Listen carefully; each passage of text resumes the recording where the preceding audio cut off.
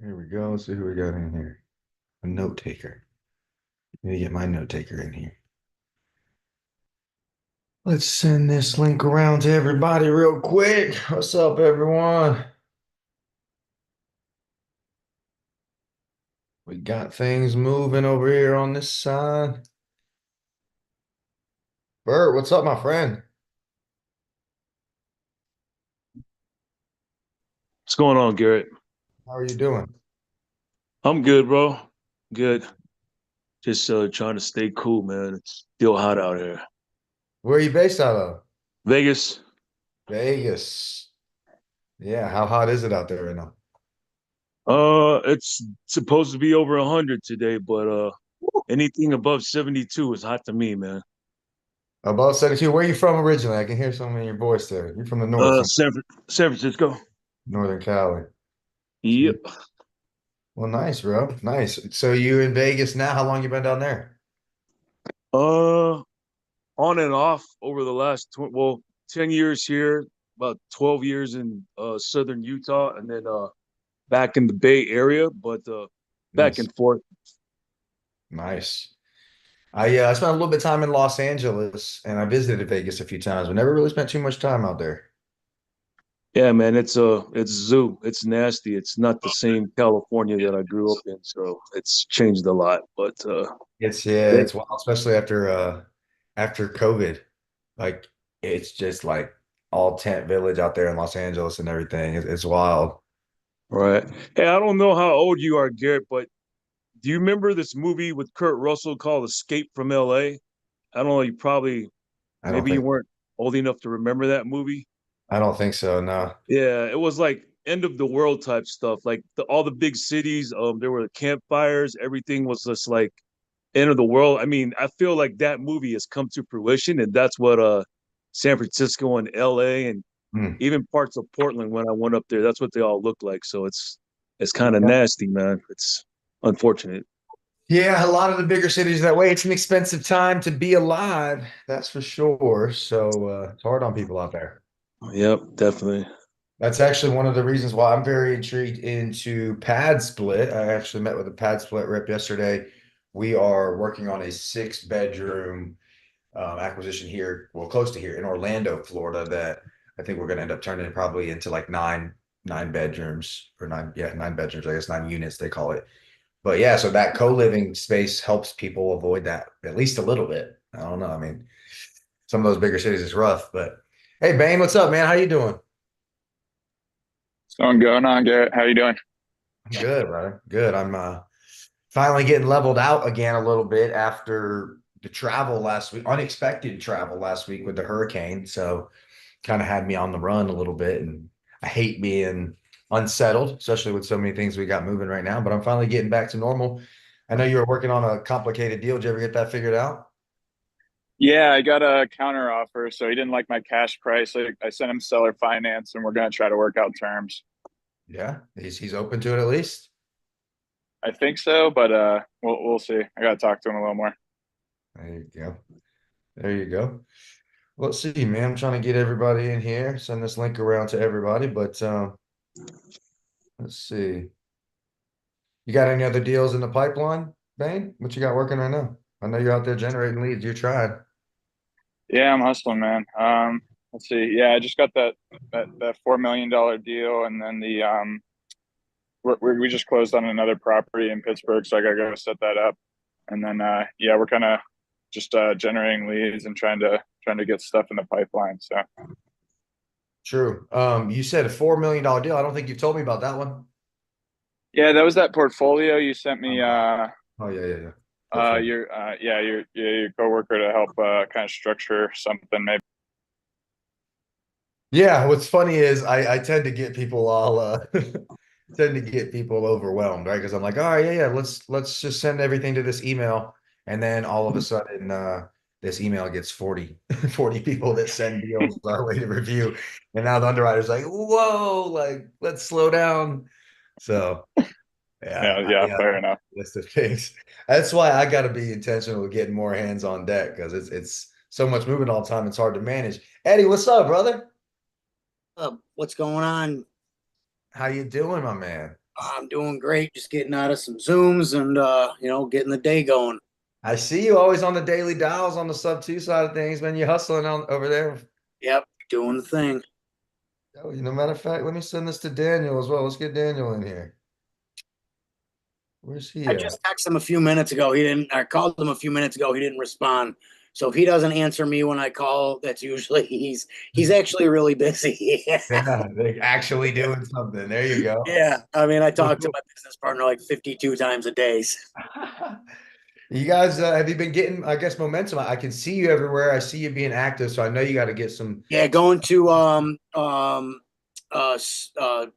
kind of half sub two, half not sub two meetup tonight in Chicago. So Fire. doing that tonight. They do it once a month on Tuesdays, so going to that. Have You're in another. Chicago too? Yeah. I'm like southwest suburbs, so I'm like Joliet, Plainfield area. Oh, my partner Tim. Let me see if Tim's Yeah, gonna be that's able what you were saying. Tim was out there. I said we needed to connect with him for sure. Yeah, let me text him right now. Better jump on here. Yeah, so that first contract that I got, I've been in sub two, I think 2 months now. And that first contract that we got when I got door knocking, JV'd with Nita Patel because Yeah. I literally was in the Wednesday morning Zoom, and she's like, "If you need any help with that, I hope you close it." And then I did. The guy's like, "Yeah, my foreclosure's in 12 hours. Can you help?" And I'm like, I can't, but I know just who can." I know somebody that can help. And she got it. She got it locked up. Got it. The auction stopped, and we'll probably have to do another one. We're going to short sale it because he had a second mortgage out that we didn't know about, so it came back like 58 grand more than what we closed on. So you know how that goes. But it's a first deal, and I'd rather get something than nothing. And a short sale for my first deal on a door knock that I wasn't even going to do. And that's like the tenacity of the thing. Like I was in the Zoom Tuesday, and Greg Clark tells a story about like, I talked to somebody, they were going to do X and they almost stopped, and then they hit that one more door. And me and Danny were like, yeah, it's getting kind of late. It's like 7:36. We're at that after 8, you can't knock or call people in Illinois. And so I was like, all right, school, let's just go to this one house. Nobody answered, left a paper plate. He actually called me while I was in the Zoom with Nita and had to like jump, pause myself in the Noom, met up with him, and got it rolling. And his foreclosure was at like 9 o'clock in the morning that next day. And we ended up getting it stopped. So it's like, it's that atypical story, that one more door turns into your first deal. That's why you never give up. It's always that way. It's funny how that goes, like that's the one that counts. That's the one that separates those that do and those that do not. And it was literally the whole precipice of that Tuesday morning Zoom was like, be the guy that does the one more. I read the book 3 Feet from Gold. I don't know if you've ever read it. A guy buys a gold landmine, I've seen the story.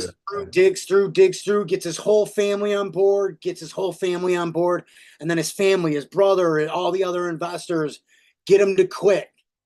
He sells the property. The next buyer, one day after it sold, the new buyer hits that one of the biggest veins in California history, and it's that guy stopped 3 feet from gold. All he needed was one more day of digging, and he would have found one of the biggest gold veins in that time. And he became like famous. I think the guy committed suicide and stuff. It's a horrible story, but for someone like me, I'm like, oh, I need to know that because that's going to get someone like me where I'm going to be like, yeah, let me get that 758. I can get one more door. Yep. You know what? That's one of the reasons why I love fitness so much because it teaches you that mentality. I learned at a very young age, courtesy of bodybuilding, that it was that one more that separated me and where I wanted to be from all of my friends, the other guys that were not willing to do the stuff. And so it's been a foundational piece of my life. I also then, of course, when I jumped on the phones, it was the same thing. The reason why I was number one at selling the gym memberships was not because, I mean, I like to consider myself a good sales guy and all, but like, it's not because I was running some magnificent sales process and it was because I was doing more phone calls and I was always willing to do one more. I was always willing to beat the next guy at least by one, right? And so that mentality, bro, it takes you a long way. It takes you a real long way. Well, and that's one of the blessings that I have for me coming from the BMW sales background and being a 1%er in auto sales for many, many, many years. Like I didn't even think it was that great of an accomplishment until I like really got far into the car business. And they're like, it's called a 1%er for a reason, because Yeah. less than 1% of people will ever do what you do. And you did it like right off the bat. And then you Right. other people at dealerships, and you see like whole dealerships, not one person's making six figures selling in that store. And you're like, what the hell? Oh, okay. This is actually kind of a big deal. Yeah. It's wild. Yeah. I mean, we overlook that. Sometimes as grinders, we hustle so much, we overlook what the really results really mean, Like, Yeah. Well, and that was like me. I didn't realize like the prevalence of what I was doing until like year two or year three, and like a lot of 1%ers being like, nah, dude, like you're missing this. And like a lot of the old school 1%ers, they're like, dude, it took me 10 years to get my first six-figure year, and you did it year one. Like, first of all, fuck you. Second of all, fuck you. And third of all, what the hell? yeah, I'm right. like, oh, and so it took a lot of like 1%ers to really like inflate my ego, because I didn't think it was anything special. I was like, I don't take days off. My first year at BMW, my day off was Monday. I was there every Monday at 8:45 a.m. And like I was there to grind and make money and make a name for myself. Like I wanted everybody, I had the confidence. Anybody walking into BMW, you were lucky I was the one that got up and stood up and talked to you, because the rest of these clowns would have just, dumbed you down. I'm going to get you to get what you want right here, right now. Let's not waste any time. And I love that thrill of the hunt, and that's why I like doing this. I know when I go and knock on somebody's door, in my head, I'm like, you're lucky it's me knocking. Answer me. Answer me. I'm here to help. I will help you. There we go. See, man, the door knocking is something I love to hear people talk about this, because it's not my forte by any stretch of the means. I have had, a fair bit of experience, I guess a small amount in comparison to some guys, but really it's a different game than over the phones, right? You get to hide a little bit more over the phone. So you got to have some cojones. You gotta be willing to go out there and face them face to face. I know that's not always easy. And I think like one of the things, like you can see, I'm loaded with tattoos. I got a beard. When I pull up, I don't dress sharp. I dress like I ride a Harley, because that's me, Yeah. and I stay me. And I think that helps a lot, because they see I'm tattooed up. I've been homeless, so I know what it feels like to be homeless. I've gone through struggle. So like being able to connect with them on that level and be like, yeah, dude, you might see the lifted truck I'm pulling up with, but I remember sleeping in a car under a bridge. Mhm. They're like, oh, really? And I'm like, yeah, man, I've been in your shoes. I know what it feels like to have people hounding me. I know what it feels like to not have a place. That's why I don't want to see you make the mistakes that I did. And yeah, I don't talk about my, how I got into foreclosure, and whatnot. Or I didn't even go into foreclosure, I should say. But, they just assume I went through foreclosure. I was homeless for a different reason, Mhm. caused by myself and dumb mistakes. But hey, that's life. And it made me the salesman that I am today. Because I'll tell you what, the skills that I learned while homeless kept me alive, and I transferred those skills to BMW. And people will be like, I don't understand how you're such a good salesman. I'm like, I don't know shit about cars. I really don't. I understand people, because I've been on that low end of the spectrum and I've been on the high. So knowing the difference and being able to kind of, live in both sides helps a ton.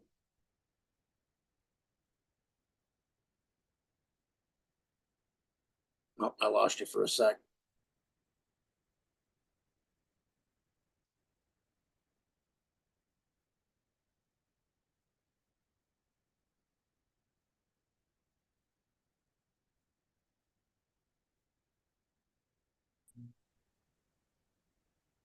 Well, how about that for a vanishing act? I don't know what was up with that, but I'm back.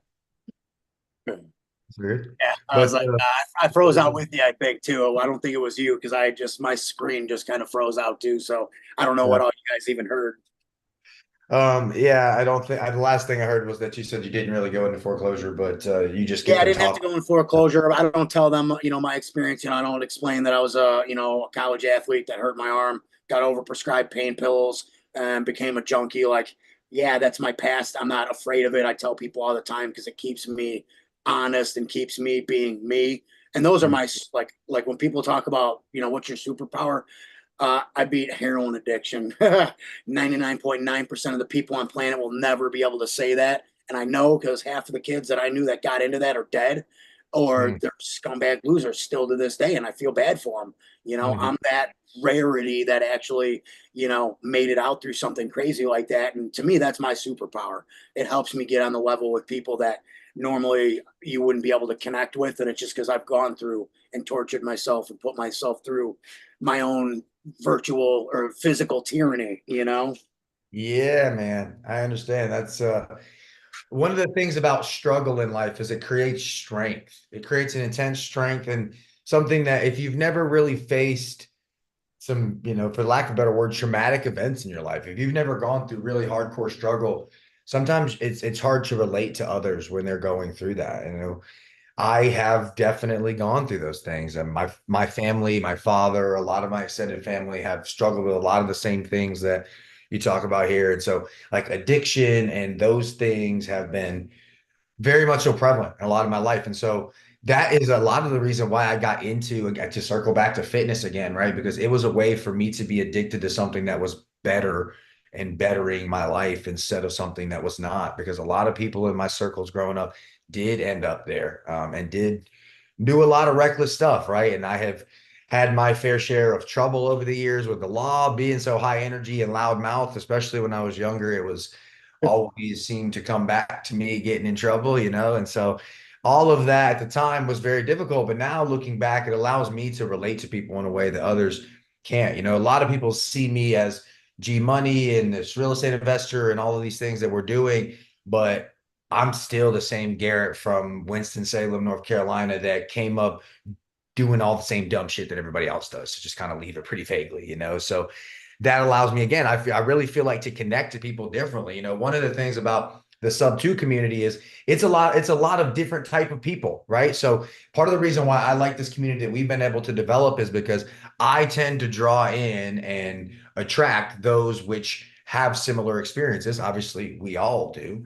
But because of that, our community tends to be a little bit different than just like the standard sub two community, a little bit more gritty, maybe, right? We're a little bit come from sometimes different places, and that really allows me to find a source of power and strength, right? So a lot of the grind, a lot of the effort and the time that I put in comes from, I guess the best way to put it, it doesn't always come from what I'm chasing as much as sometimes what we're running away from or pushing away from. I don't even want to say running away because that implies fear or some negativity, but more so what we're building away from instead of, it's not always about how much money can I earn. It's actually at this point in my life, it's not really about that at all. It's about what can I provide for my family? What can I provide for the people that lean on me and come to me for guidance and for leadership and development of what they're doing?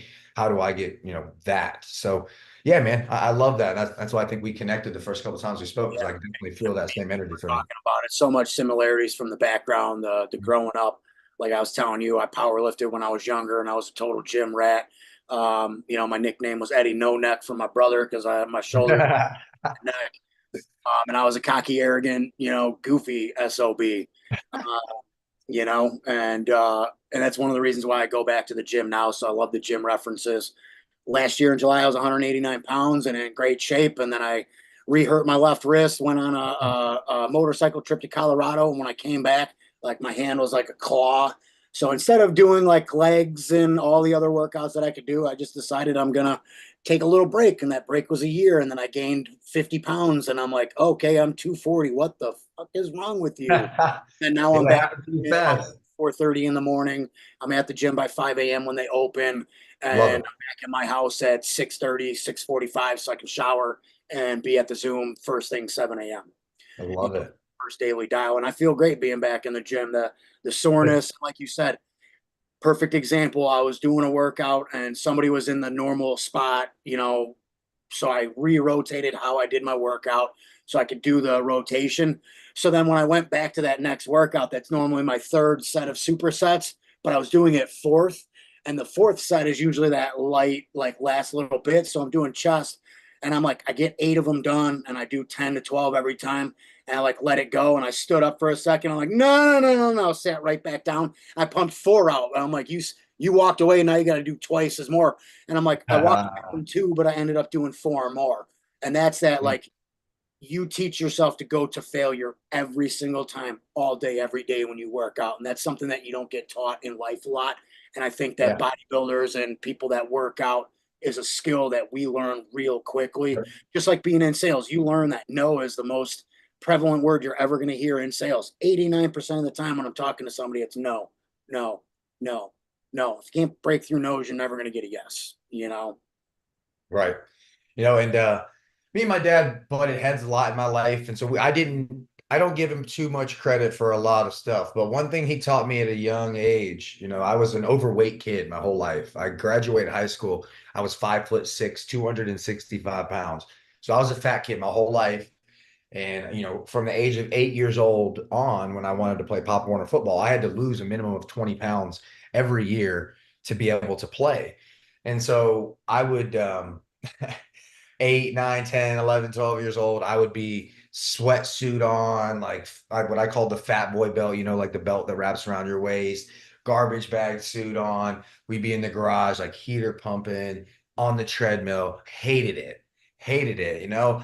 Now I look back at it and I remember wanting to quit many times. And he would tell me, you know, when you don't want to do it is when you're getting the most out of it. And I don't know. I don't know that it stuck with me at the time, but when I got older and I got heavier in the gym, you realize how true that is, right? When you're repping anything, right? And you're going through, it doesn't, you're not truly growing the most when you're just pumping them out and you're feeling good about your ego and you're looking around like, hey, everybody look at me. But you're growing when you can't barely do it and you're shaking and it's everything you got in those last little ones. And you get to the top and you're like, damn, I got to do one more. And you do one more anyway, right? And so just to circle back to what we just said, that one more mentality takes you so far in life, because then I get into this game, right? And like, all right, how are we separating ourselves from everybody else? Well, you know what? This week I made a pivot to 3:30 a.m. as a wake up so I could have an additional 30 minutes to make sure that I can still separate myself from the competition, right? I'm willing to do one more. Is it absolutely insane that I already generally work from like 6:30, 7 a.m. all the way till 7? Yeah, but I still got more to do to get to where I want to be. So I'm going to chunk out another 30 minutes and we're going to get up earlier and we're going to make this shit happen, right? That mentality, it's the reason why I've been able to knock things down and run through walls and shit through the course of my life, because you can't stop somebody that's willing to keep going and willing to do one more. I learned one thing when I was younger. The amount of work you can do from 4 to 4:30 in the morning is the same amount of work you can do from 7 a.m. to 9 a.m. Oh, 2 hours versus 30 minutes. And that's because, like you said, when you're up at 3:30, ain't nobody else up. You're not getting texts. You're not getting emails. You have no distractions. I knock the most work out when I'm like early morning, get up before the gym. You know, I journal. I do, you know, mindset stuff in the morning. yes. I write my app. I do a 7 chakra affirmation. So it's an affirmation to each one of my 7 chakras. Love it. And then I write my goals and, you know, a positivity list. Those are every morning. I got to knock those out. Even that 10, 15, 20 minutes that I do that, 99% of the population won't even do that. Mm. You know, so it's like those are those little steps that, like you're saying, that extra little step that's going to set you up. I saw Pace talks about he gets up at 3 a.m. to do his stuff, and it's like, dude, you're a fucking monster, bro. All the stuff that you're doing, all the Saturday and Sunday Zooms and this and that, and you're still getting up at 3 a.m. and bringing all this value, you know. And you look at that and you're like, when you do things like that, that's why you're Pace. That's why you're. Right. And that's why dude, I love what you just said right there. That's why you're Pace. That's why you play that big dog game, bro. Because the funny thing about it is, I've been waking up at 4 a.m. for as long as I can remember, Yes. like years, my whole adult life. Then I see Pace post the shit about, you know, so everybody has their own flow, and mine happens to be waking up at 3 a.m. I'm like, God damn it. I'm like, he's got me beat right now. I'm like, I know where I'm trying to go. Well, I better get my ass up earlier, right? And now to jump straight to 3 is hard. So slowly we'll work backwards. But your boy will be there at 3 a.m. very soon, because you're absolutely right. I was actually telling Anna, who is going to be leading the operations side of the Dealmakers. Saw that Anna Mulder. That's awesome. Mulder, yeah, Right. she's a beast. So is Chaz. Both of them are playing a huge role in what we're doing on this side. I was talking to her and I was basically explaining how I have 3 work days in one workday. This is another reason why I separate every day. I separate from the competition, because from 4 a.m., what has been 4 a.m. to 8 a.m. is my administrative day, where I get on and I do all the catch up, right? I'm going to do all my Facebook messaging. I'm going to do all my admin work on the laptop. Anything I can't do while I'm actively talking throughout the day, I'm going to get done in my day number one. And then I go hit a workout, my second workout. So I start from 4 a.m. to 5 a.m. technically is like a meditation workout kind of morning ritual. But I guess from 5 a.m. to 8 a.m. is when I start my admin work. 8 a.m. I work out again and I go hit weights or I hit the punching bag. And then by no later than 9:30 every day, I start my second work day, in which I do, or I guess I got to keep breaking it down for you. I do my internal stuff. So from like 9:30 to 12, I do internal leadership team meetings. 12 o'clock, we're here every day. And then from generally 1 to 2 p.m. or whenever we end this until 7 p.m. is my third work day, in which I take external work calls, those sales calls, people that need me that aren't on the payroll, so to speak. So with that, I'm able to do the role, the responsibilities, and the action that takes normally 3 people within a business, because I've been intentional with the way that I structure my time and take advantage of that. So it's another thing that I really try to teach people is time management. A lot of times people like us with ADHD or ADD or high energy in general, even if you don't want to carry that tag, it's hard for some folks that struggle with that to deal with time management and staying organized with your time. And like, I got one thing to do, and then I jump over here, I do this thing, and I do that thing, and I got this other thing, instead of sitting down and just knocking them down. Boom, boom, boom, boom, boom, right? So it all ties into the mindset, man. That's, people ask me what we talk about on this live stream, and sometimes we talk about real estate, sometimes we talk about marketing, but for me, it's all about the mindset. What you got there? You use the high performance planner? I've seen it. I have, yeah. I've seen it. I love it. I've been using it for years. I actually just recently broke out mine from 2018 or 2019 when I first met Danny in our first business adventure together that ended up going belly up during the pandemic, our distribution company that we were talking about. And I went back and I'm looking at all the goals and the way I structured it out in that, so I can like rewrite how I'm doing. Cause I'll tell you what, when you do a business that fails with somebody, oh man, me and Danny, like you'd think it would have ripped friendship apart. Like, cause when I met him, I didn't want to be Danny's friend. And I always like laugh with people when I tell that, cause he like smiles, cause he's absolutely my little brother now that I never had. But when I first met him, I didn't want to be his friend. I didn't want to be him to be my little brother. I wanted to make money and get dividend checks from your business. And then I bought in more, and then I became an employee, and then we became friends, and now he's like a little brother to me, where we learned so many lessons from that failed business opportunity. Like, the shiny object syndrome, we bought off more than we could chew, and then a fucking worldwide pandemic happens. Who knew that was going to come, right? Dang. I didn't. Otherwise, we wouldn't have made all these deals to have all this product that we then all of a sudden couldn't even walk in and sell to anybody. So we got some product, and you get hit. So like learning those life lessons, I didn't take it as a failure. I took it as like many life lessons that I learned to bring today. But like I look at the daily planner, like I'm starting to reread what I wrote in there and like how I envisioned my goals and how I broke things down in there, so I can subconsciously make how I do it this time around even better. So having something to even like go back to, that's why I like to write and journal. I date everything. I can go back 5 years and be like, what was I journaling about in my birthday? September's my birthday month. What was I journaling about in my birthday month? Because that's a big introspective month for me. I start to really look inside. What did you accomplish just last year? What were you fearful that you didn't do? What was holding you back? What is it? And so like September is that month. So I was like, oh, I know what I'm going to do. But I love the daily planner just because you can really like zone out and break that stuff out, For sure. Big time. I actually have a stack of notebooks. I used to just write it down on a yellow legal pad, blue paper, just out here every day, writing down a list of affirmations. Oh, excuse me. So, I mean, yeah, dude, it's cool when you get the chance to go back. It was about probably 10 months ago. So when we moved into this apartment, and I basically was like organizing my office, unpacking, and I found some of those old notebooks and I got to read through. And it's truly incredible to see how when you put intent and focus into something over and over again to keep with the same trend of the day, it begins to manifest itself in your reality in ways that you don't even recognize until you look back at what you wrote down. You're like, dang, I literally used to pray about this. I used to think about this every day. I used to meditate on this every day. And now this is my reality. And I didn't even acknowledge it. I didn't even give myself credit for what we had done since then, you know? And so it's good to be I guess reflective is the word I'm looking for, looking backwards at where your mind or your heart was previously to stay in alignment. Bane, what's up, bro? So you got your hand raised. Yeah, I heard you guys both talk about affirmations. I was just kind of wondering if you had any suggestions for that. I don't even, I've never done that sort of thing, so I was just wondering if you guys had some advice. Thank you for the question, Bane. I have a ton of advice on this. You know, guys, I make money using marketing and lead generation, but I'm passionate about personal development, and that has led to a library of reading. I've read probably 150 or so books over the past 4 years. I'm a voracious reader, and one of the books that I read that was foundational in making a change for me is called, let me see if I can find it around here. It's called Soundtracks.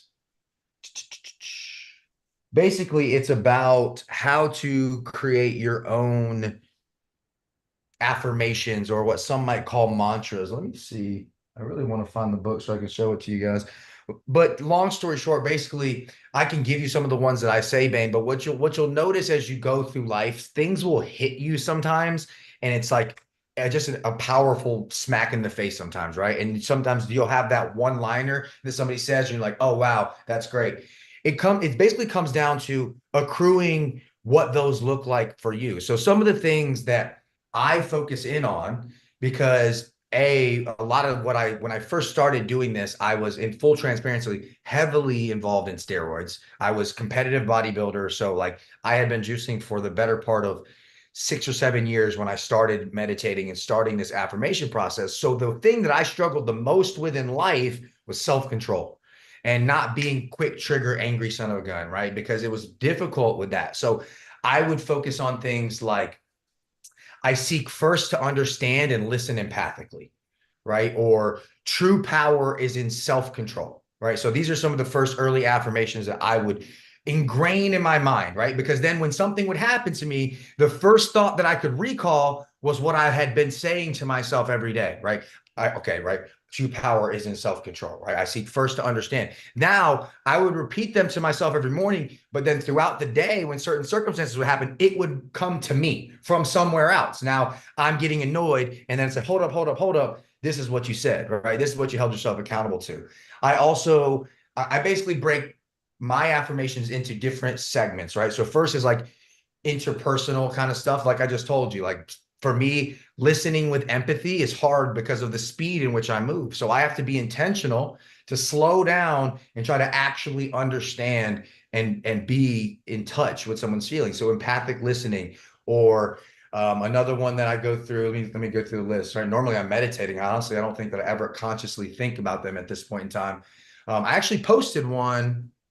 Did I post it? It might be a draft, but it's one of the ones that I really like a lot is that a lot of people hear about the golden rule. Well, the golden rule for me is that he who has the gold makes the rules.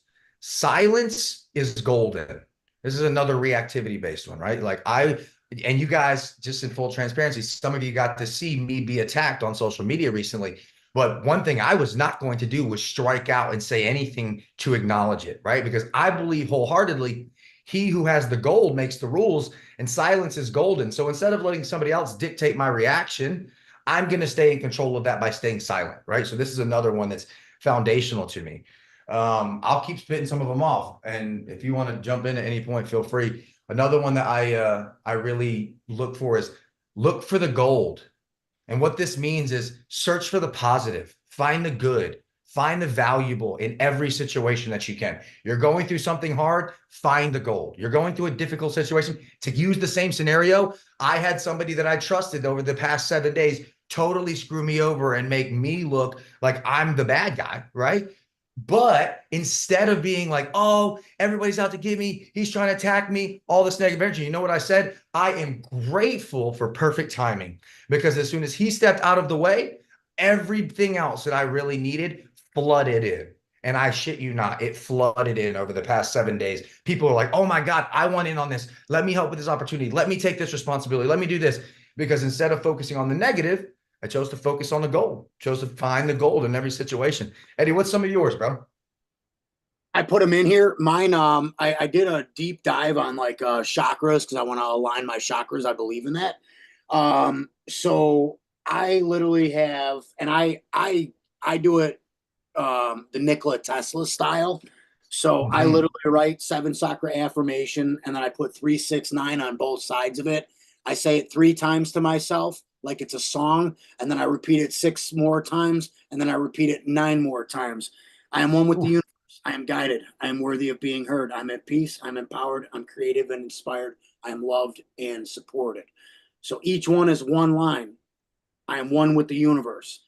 I am guided. Each one of those sayings ties into each one of your chakras as you go down the line. And since I believe in that stuff, those are very targeted for me.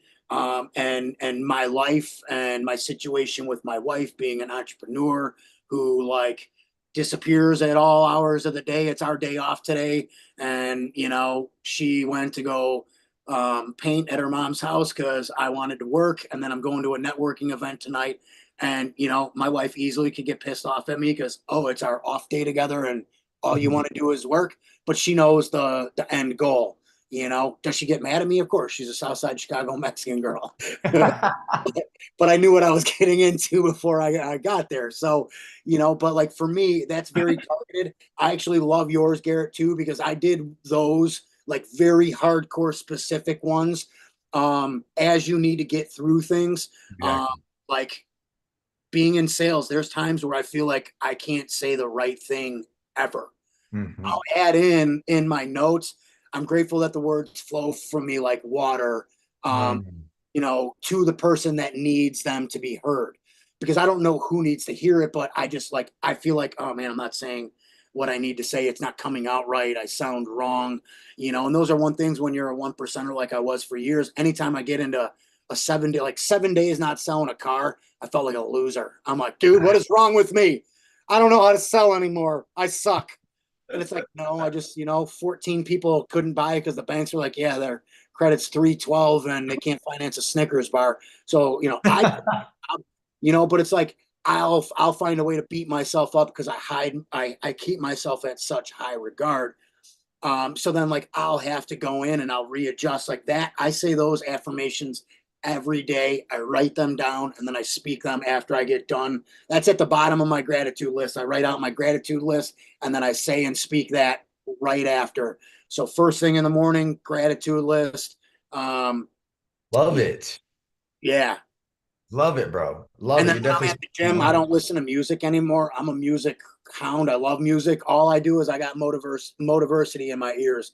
I've found that I just listen to whatever Motiversity plays. They usually have an hour and a half long video because hey, they know everyone's working out and listening to them, so that's why their videos are workout length, and Yep. I've had some that's workouts by to it. design, you know. Yeah. And then you get to hear like all the greats. You get David Goggins, you get Tyson, you get, you know, just I'm not even going to go through the list. You get everybody. Yeah, Um, I love it I'll too. tell you what, this morning, my alarm went off at 4:15 and I wanted like I don't do snoozes on my alarm, so I have to like that's not allowed. Yeah. Same. I literally wanted to roll over because Tuesday is my day off, so I don't have to go to the gym that early. I was like, stop being a little bitch, but it's in David Goggins' voice. I get that. That's my extra alarm clock. Whenever I feel I got David Guy, Eddie, stop being a little bitch. You know? I'm like, all right, sorry, man. All right, I'm on it. Yeah. Yeah, man, that's true. I have that and I've ingrained in myself being who I am in public so much. It's like I would love to just lay here a bit longer, but everybody will know. And that's the thing. Like I've purposely held myself accountable in public over the years for that reason. I did a few other, I finally got my notes pulled up here. I wanted to share with you guys that I really enjoy as far as affirmations. One that is probably maybe my longest tenured one and one that I use on a regular basis is every day in every way, I'm getting better and better and better. Right. So, what that allows you to do is, again, you'll notice a trend here, and that's that I don't ever want to focus on the negativity or any negativity in any light. I'm going to always acknowledge that everything that happens is for my well being. which leads to the next one, that there is no bad things, only good things in the process. What you are encountering right now might feel bad. It might feel painful. It might feel difficult, scary, all kinds of negative things. But if you give it enough time, you'll see clearer, right? If you take any good thing in your life, anything that you are grateful and thankful for, something that you enjoy, and then you start tracing backwards through the course of your history, your personal life history, you will inevitably, and when I say inevitably, I mean 1000%, you will find at least one thing that felt terribly bad, that felt awful in the moment, that felt like I have no idea how I'm going to get through this. And you did. And without that bad thing that happened, quote unquote bad thing, you would not be prepared or the person that you are called to be now to take advantage of the good thing that you're grateful for. 100%. You can look at this with relationships. I wouldn't be with my girlfriend Lauren now if I didn't go through heartbreak then. If I didn't go through difficult relationships then, I wouldn't have been prepared to be who I am now, to be here, right? And so that's one that is really important to me as well, is that there are no bad things, only good things in the process. Oh, that's so solid, because I got the perfect example. I wouldn't be married to my wife if I wasn't cheated on the same week that my wife was cheated on. And we both had sexual tension, but we were both in relationships. I was engaged to a nurse bartender who she proposed to me 11 times. And then finally, she told me, I know you're, because I was a college athlete. I'm like, I don't have money. I'm like this. She's like, I don't care. I just want to know that you're going to be mine. Okay, great. Let's get engaged. First hardship, I get locked up. And first hardship, she cheats on me with my college baseball coach. Hey, thanks for that. Who I used to play competitively against. I was actually older than him, but I traveled for a couple years and came back to college. And then my wife's now ex-fiance cheated on her. And then we ran out on a Black Wednesday the night before Thanksgiving. I don't even know how many years ago. We've been together like 18 years now, married 10. And Wow. we ran into each other like literally within a couple of days of both getting cheated on, and been together ever since. Never thought getting cheated on would be the best thing that ever happened to me at that point in time, but it was. It led to a woman that I love more than my life itself. Crazy, dude. You It's know? crazy. I mean, I have another one I can give you guys, but some people, it's funny, people try to throw jabs at me like I'm not an open door because I share everything about myself. Your boy has been in quite a bit of trouble with the law, right? And several years back, I got into a situation that was honestly kind of crazy. And if I went through the whole situation, you'd probably understand why I was a bit justified in my actions, but the law don't give a shit about that. So I got in trouble and I ended up having to go to jail. I was in county jail for 18 days. And I say this because those 18 days were the most pivotal 18-day period of time in my whole adult life, without having to sit down and be quiet and learn that I wasn't invincible and that I couldn't do whatever I wanted and that I couldn't continue down the road that I was on. Without that period of time, I absolutely 100% would not have gone to the heights that I've gone to since then, period. Because I had to be at the bottom and embrace this negative point, this bad point. I had to embrace it. But I knew in that moment that this was never going to be me again, period. Right. And I had been in trouble a lot over the course of my early 20s and my late teens. I had spent time in a lot of bad places. And so I was not new to this, but I knew in that moment I was done with it now, right? Because I was at that point and we've been rocking ever since, right? And so I'm grateful for that experience. I'm extremely grateful for that experience because I would not have been able to grow into the man that I am today without facing some of those troubles, straight like that, So this is why I really do believe that there are no bad things. And the last one that I really wanted to share here, that I've said quite a bit on this show over the course of the past couple months now, and that's go as far as you can see, and then you'll see further, right? And what this breaks down to see is that so many people try to wait until they can see all the way there, and it's never going to happen for you, right? You're like, oh, well, I need to have step 1, 2, 3, 4, 5, 6, 7, 8, 9, 10 in a row. And until I have step 7, 8, 9, I can't do anything. But you're skipping the fact that you can already see steps 1 through 6. You can already take steps 1 through 6. And when you get to step 6, you know what's a hell of a lot closer to you? step number 7. And now I can see that far, right? So go as far as you can see. And then when you get there, reassess, and then you'll see further. As a leader, I like to think of a lot of what we do as an army, as we're going to battle, right? And if we're going to go to battle, we're going to go back in the day, let's say in history, we're going to go as far as we can see. We got a little thing, we're going to go as far as we can see. And then we're going to reassess the landscape. We're going to look around now. We're going to say, this is not what we thought that we were going to see that way. This is the direction that we need to go. But when you first started, you thought you needed to go that way, right? And so you can't dictate your whole journey off of what you can see right now. You can only go as far as you can see, and then you'll see further, right? So these are 3 that I wanted to make sure I pulled up my notes to share with you guys, because those are foundational pieces of my life. I know Chelsea's in here. She has been a part of Virtual Door Knocker and what we've been doing for a long time now. And she has seen times when it's like, what's next? Like, oh shit, what do we do? Like, this is not what we expected, right? And then we find the answer in the moment and we pivot, we make a change, we keep rocking, and we keep growing, right? But if I just sat and waited until I could see everything all the way through and felt 100% confident on the next 10 steps, we would never start moving. So this is something I see people hold themselves back with a ton. Some people call it analysis paralysis, right? You just start overwhelmingly trying to find reasons why you can't start, is what it comes down to. Is you're out there trying to find reasons, Zooms to jump into, or questions to have, or things to do to just stand in the way of getting started, right? And so just keep going as far as you can see, guys. Then you'll see further. Don't wait for all the right answers. I've enjoyed this, by the way, guys. This is some of my favorite stuff to talk about. And that's a fact. Real quick, the first 2 weeks I've been here in sub 2 for about 2 months. My first 2 weeks, all I did was analysis paralysis, because I was a BMW 1%er and I didn't want to embarrass myself. And then I got into a Greg Clark Zoom and he was like, go out there, fuck up, make mistakes. You should need to come in here and raise your hand and be like, I did this and I fucked up. I need to help.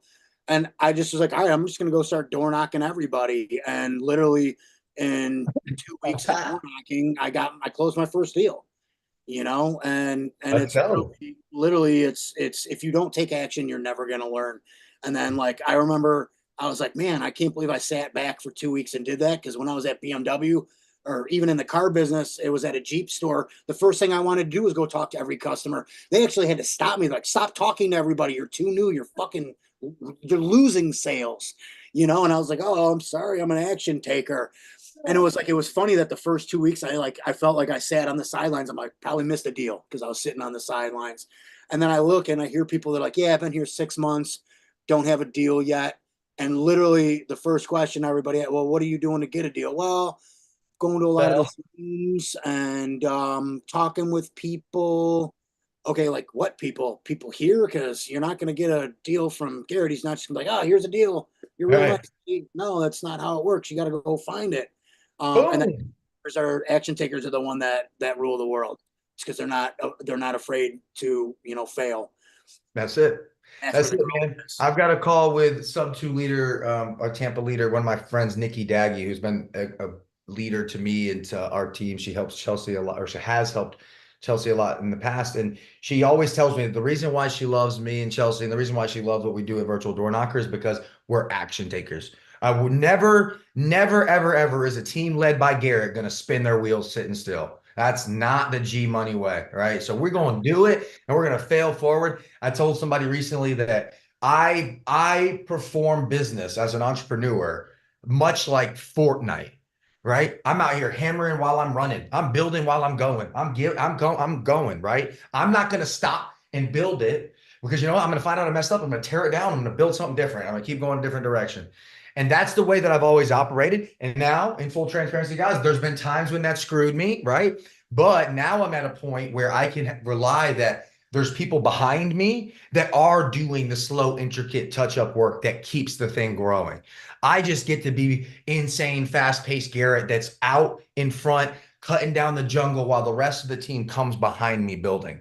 And so that's been a bit of a pivot for me because I'm sometimes have been too much of an action taker. So there's a balance there, right? But I love what you talked about. Is like, I have met with damn near 250, maybe more sub 2 students this year since I got in. I'm pretty active online, so I've talked with a lot of people, and at least half of them are either still waiting on a deal or took at least 12 months to find their first deal. And I have heard 18 months or more times than I care to count. Now, y'all tell me maybe I'm crazy, right? But you paid $4, $5, $10, $12,000 for this mentorship whenever you got in, and you didn't immediately try to get a return on this thing. You're not out here trying to get after it. You're just posting in the Facebook group like, oh, this next question is holding me back, or this new module that was released, or oh, zero down business acquisitions. Get that shit out of here and get after it, right? I mean, even in this Deal Makers Academy, we had a round of students that we brought on. Would you believe that I sent 20 people, hey, you're accepted? 10 of them never took action at all. And out of the 10, I've got one of them that's still here as we bring in more students, because people don't take action. They want me to, like you said, they want Garrett to say, here's a deal for you. Here's your first deal. Take it. Congratulations, you got your first deal. That's not how this game goes. You got to get your ass up off the couch. You got to go do something. You got to go do it. But it doesn't take that long. This is what I want to tell you. So Chelsea has taken several months off of the real estate, doing family stuff, summertime with the kids and all this stuff. Just about a week ago, Chelsea got back active, started picking up, well, she's been probably a couple of weeks, but just getting on the phones again about a week ago. Today, she's got 2 appointments that she set, one that I'm going to take, one that Tim's going to take, and I'll be damned if we don't get one of them closed.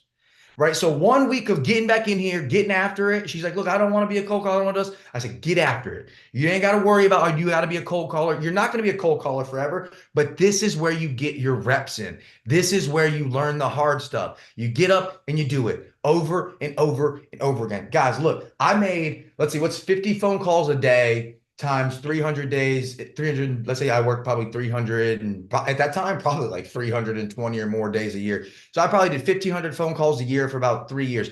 I made no less than 4,500 straight dial, no power dial. I'm talking about boom, boom, boom, boom, boom, and pick up the dialer. 4,500 or 5,000-ish calls over the course of 3 years.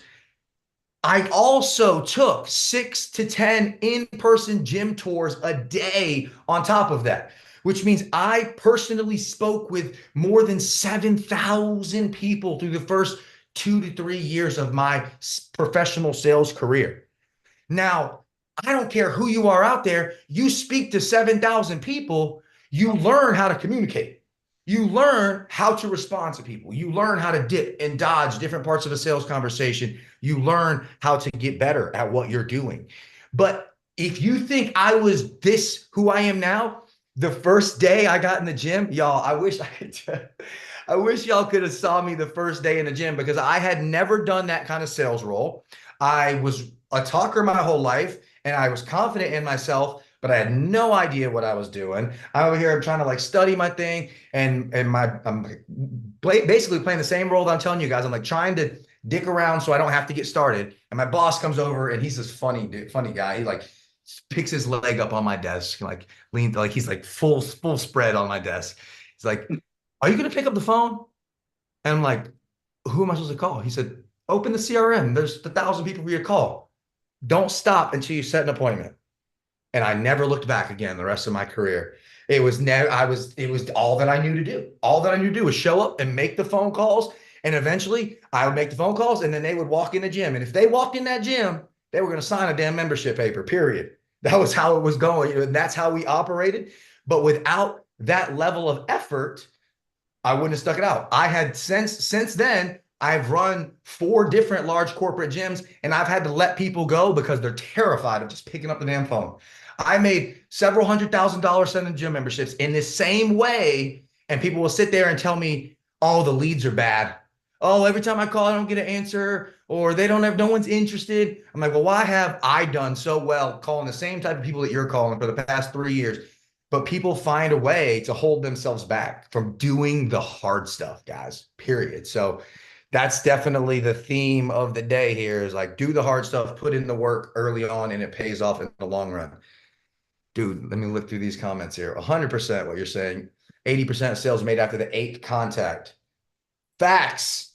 And how many do an average sales rep make, you think? Say that again, Garrett. How many contacts do you think a normal or average sales rep makes in comparison to what you just said? What's the normal guy do? 1 or 2. 2 no contacts. Two. They make the first call for sure. After the second no contact, oh, this guy doesn't want to buy. Why? Because you called he's busy. You might have called him at noon both days in a row. What if he's got a noon to 3 o'clock meeting with his team? All you had to do is try calling once. And I was different. I triple dialed somebody. If I got a new lead at BMW, I called them first thing in the morning. I didn't complete the task. I called them in the afternoon. I called them in the evening. I texted them, and I usually walked outside. Hey, Garrett, I see you're looking at this beautiful M8 competition. I love the Rosso Corsa Red. It looks just like the Ferrari. Here's a little video walkthrough. I'm assuming you already know how beautiful it is. If you got any questions, I'm your guy. Man. Flip the camera to my face. Bro, the video stuff, I was a killer versus everybody else. Fire. Hey, why'd you come in today? Because you did everything nobody else did. I never got a video from a car salesman. No shit, huh?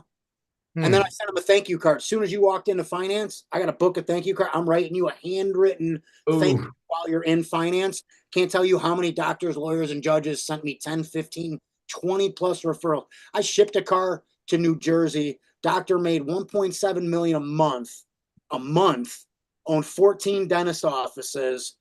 Every single one of his dentists that ran an office bought their BMW in Chicago from me. He liked me so much. He told all of his people, I want you guys all to get BMWs, gave them bonuses. But part of the bonus was you have to spend the bonus at Ziegler BMW with Eddie. Otherwise, you can't. Literally, I sent 20 cars plus out to New Jersey because of one guy where I did a video, put his car up on a rack, and it was awesome. He bought an Alpina B6 for me, a limited edition. Thing's nasty. He's like, hey, Eddie, I need you to do me a favor. Porters are half R word. I don't say it, you know. I don't like that word because that's special to my family. And he's like, but do me a favor. I need you to go 0 to 100 on a back road. I won't buy it unless you do it. I'm like, yeah, I'm not going to do that. He's like, yeah, I'm not going to buy it then. I'm like, you're shitting me? He's like, yeah, no, I want you to like I FaceTimed him going 0 to 100 on a back road. It was like 2.6 seconds. You're at 100 in no time in that car. And the guy loved me. He was like one of my best contacts. When I left the car business, he cussed me out. He cussed me. I said, what the fuck do you mean you left? He's like, you're my guy. I need another car. And then I set him up with my guy, and my guy fucked up, and he doesn't buy his cars from Ziegler anymore. Oh man, see, it's all about service. He was so disappointed with me. He's like, Well, you know, I want to circle back to your point that you made here in the chat, because I think you kind of expanded on it there. 80% of the contact or the sales are made after the 8th contact, but most people stop after number 2 if they're lucky. As somebody who has spent a ton of money on generating leads, I can tell you sales reps normally don't take it very seriously unless they spent their own money, and even still, more than half of them will just shit it away, right? They don't care about anything. They're in their own head blocking the calls the same way you guys do to set up the appointments. So, you know, there's a huge gap between call number 2 and call number 8. If you call me, you're not going to get me to answer, period, right? It's going to take multiple follow-ups. We're going to schedule a call, right? You got to understand that people are busy out there. And if you think you're going to one and done it, it's not going to happen, because we are going to eat from calls number 3 to 8. That's why I said this before, that's why I was always best, because I was making more calls. I was calling people, and this is what I always said. My boss, Josh, gave it to me, and I've said it ever since. Is I'm going to call them until either they die or I do. One or the other. Until either they die or I do, or they tell me, hey, Garrett, quit calling me, yo. Can you stop? And then I'm going to say, for now, I'll follow up you in 90 days. Hope you have a great weekend. I'll talk to you later. Bye. And I'm going to hang up before they can give me enough feedback, because you know what? It was what my job was, right? And that's why we found a lot of success in the follow-up. And as I have worked with many, many, many sales professionals over the course of the past 10 years, I can tell you that that is where a lot, if not most, sales professionals struggle, is with follow-up and continued relationships. So love all of that stuff that we ran through there, man. Marvin, what's up? You got your hand raised? Hey, can you hear me? I can. What's up, man? No, I was just gonna agree with that. That was one of my main issues. Was I've never really had a problem with cold calling. Well, I mean, it was a learning curve for sure, but I wasn't like really scared of it. But once I just started following up and texting, calling, that's actually the lead I got in Florida. It's like the wedding venue. It's Oh, like in cool. their Yeah, I think that's the one we. Yeah, that's the one we actually. Yeah, we had a three-way call with Huh. I think you and the The other one in guy. Parish? Yeah. Oh, dude, I didn't realize. I don't think I realized that came from you. I've been talking to the seller still too. That's what's up. I'm trying to put together an offer for this guy still. Yeah, he's pretty cool. Okay. But yeah, I that was like at least a year of follow-ups because he was pretty overpriced at first, but then he actually followed up with me. He's like, Mm, "Hey, buyer told you about isn't gonna work, and it's still available." yep. He's a good guy. I like him. He's reminds me a lot of my girlfriend's dad. Just an older kind of Southern guy, like a good old boy. And Right, I'm trying to get him on some creative terms. I really like the place, and I think that it could really be much, much more profitable than what he currently has it as. He's just older, 70 something. He doesn't right. want to put in, but I see a lot of potential. And or he actually gave me a really good idea about it the other day when I went over to see him to get the financials. He said, I was thinking you might be able to just put probably like 50 or so RV slots up front, and you can use that house as a clubhouse. You got the pool in the back. You still have the wedding venue back here. Because I told him that was one of the things I was thinking is like, hey, let's probably throw some RV spots on this or mobile home out here because there's a lot of land there. So he gave me the idea. I'm like, what, that's really great. So I got a call this afternoon Yep. with the private money And guy. Go ahead. Or you say something? I think he said there's a, oh no, I know he said there's a RV park and storage being built like next door. Yeah, he did say that, which is part of the reason why I would want to move on it quickly, right? Because we want to get those up before the other guy gets hit that 200 something and he's trying to put next Right, door. right. I don't think he's going to fit 200 next door, but across the street being zoned as commercial is definitely going to help our property value.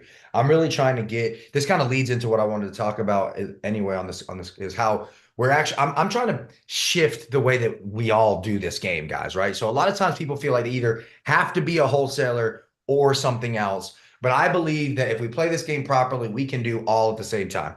And what I mean by that is we can, as an investor, when I go raise private capital, there's certain numbers that it has to fit. And it's almost always going to factor in some kind of wholesaler acquisition cost. Always. And almost never is it not, right? So the problem is a lot of people stop at the wholesale. So let's say you were to lock up this property, you get in a contract, Marvin, you're going to wholesale it to me. All right. I'm going to raise private capital. I'm going to pay you whatever that looks like, right?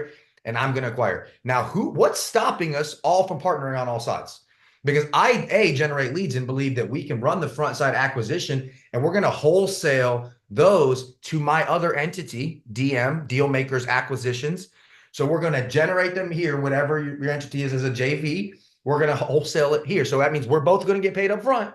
We're going to get paid on the wholesale. We're going to have a split there. And then you're going to get an equity stake or share in the property that we generate as well. So I think this came to fruition after this whole horse farm. So we'll figure out what this might look like for this relationship. But I made a post about this, several posts about this, because in the long run, that's such a better deal for a wholesaler, right? Like it's such a better deal than just stopping at the one-time payment. This allows you to build recurring revenue. This allows you to keep bringing money in. And it's the reason why most of us get into real estate investing.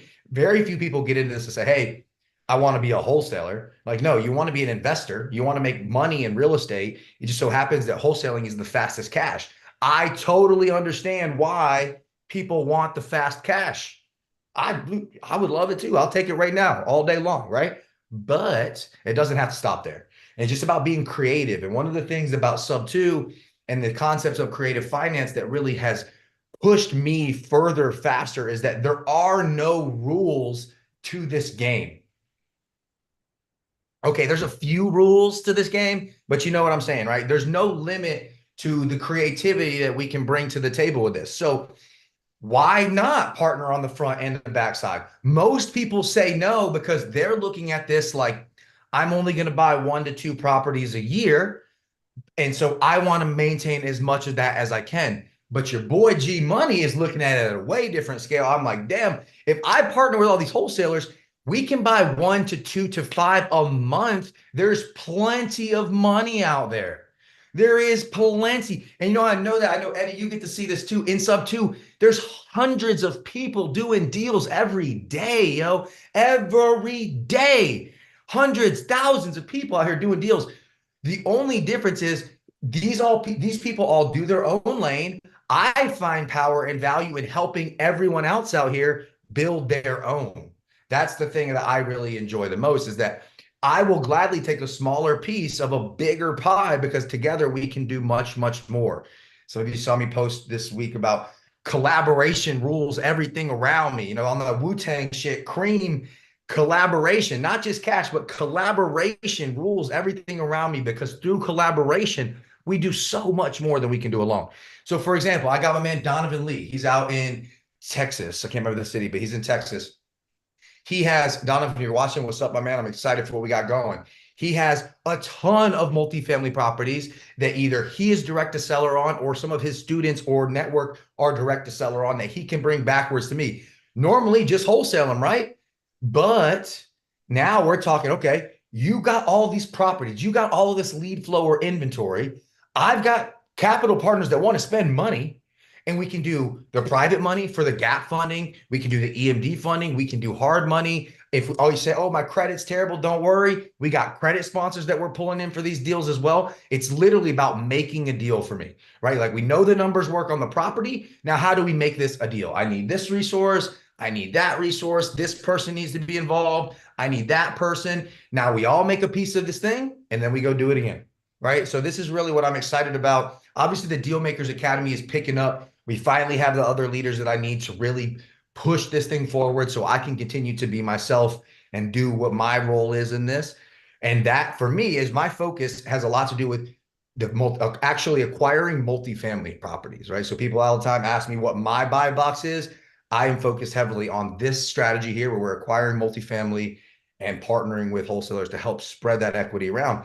Because, I mean, who else is doing that? You know what I'm saying? Who else is passing that equity share out to a wholesaler? Normally, it's just going to be limited to front side cash. Bane, what's up, man? You got your hand raised still?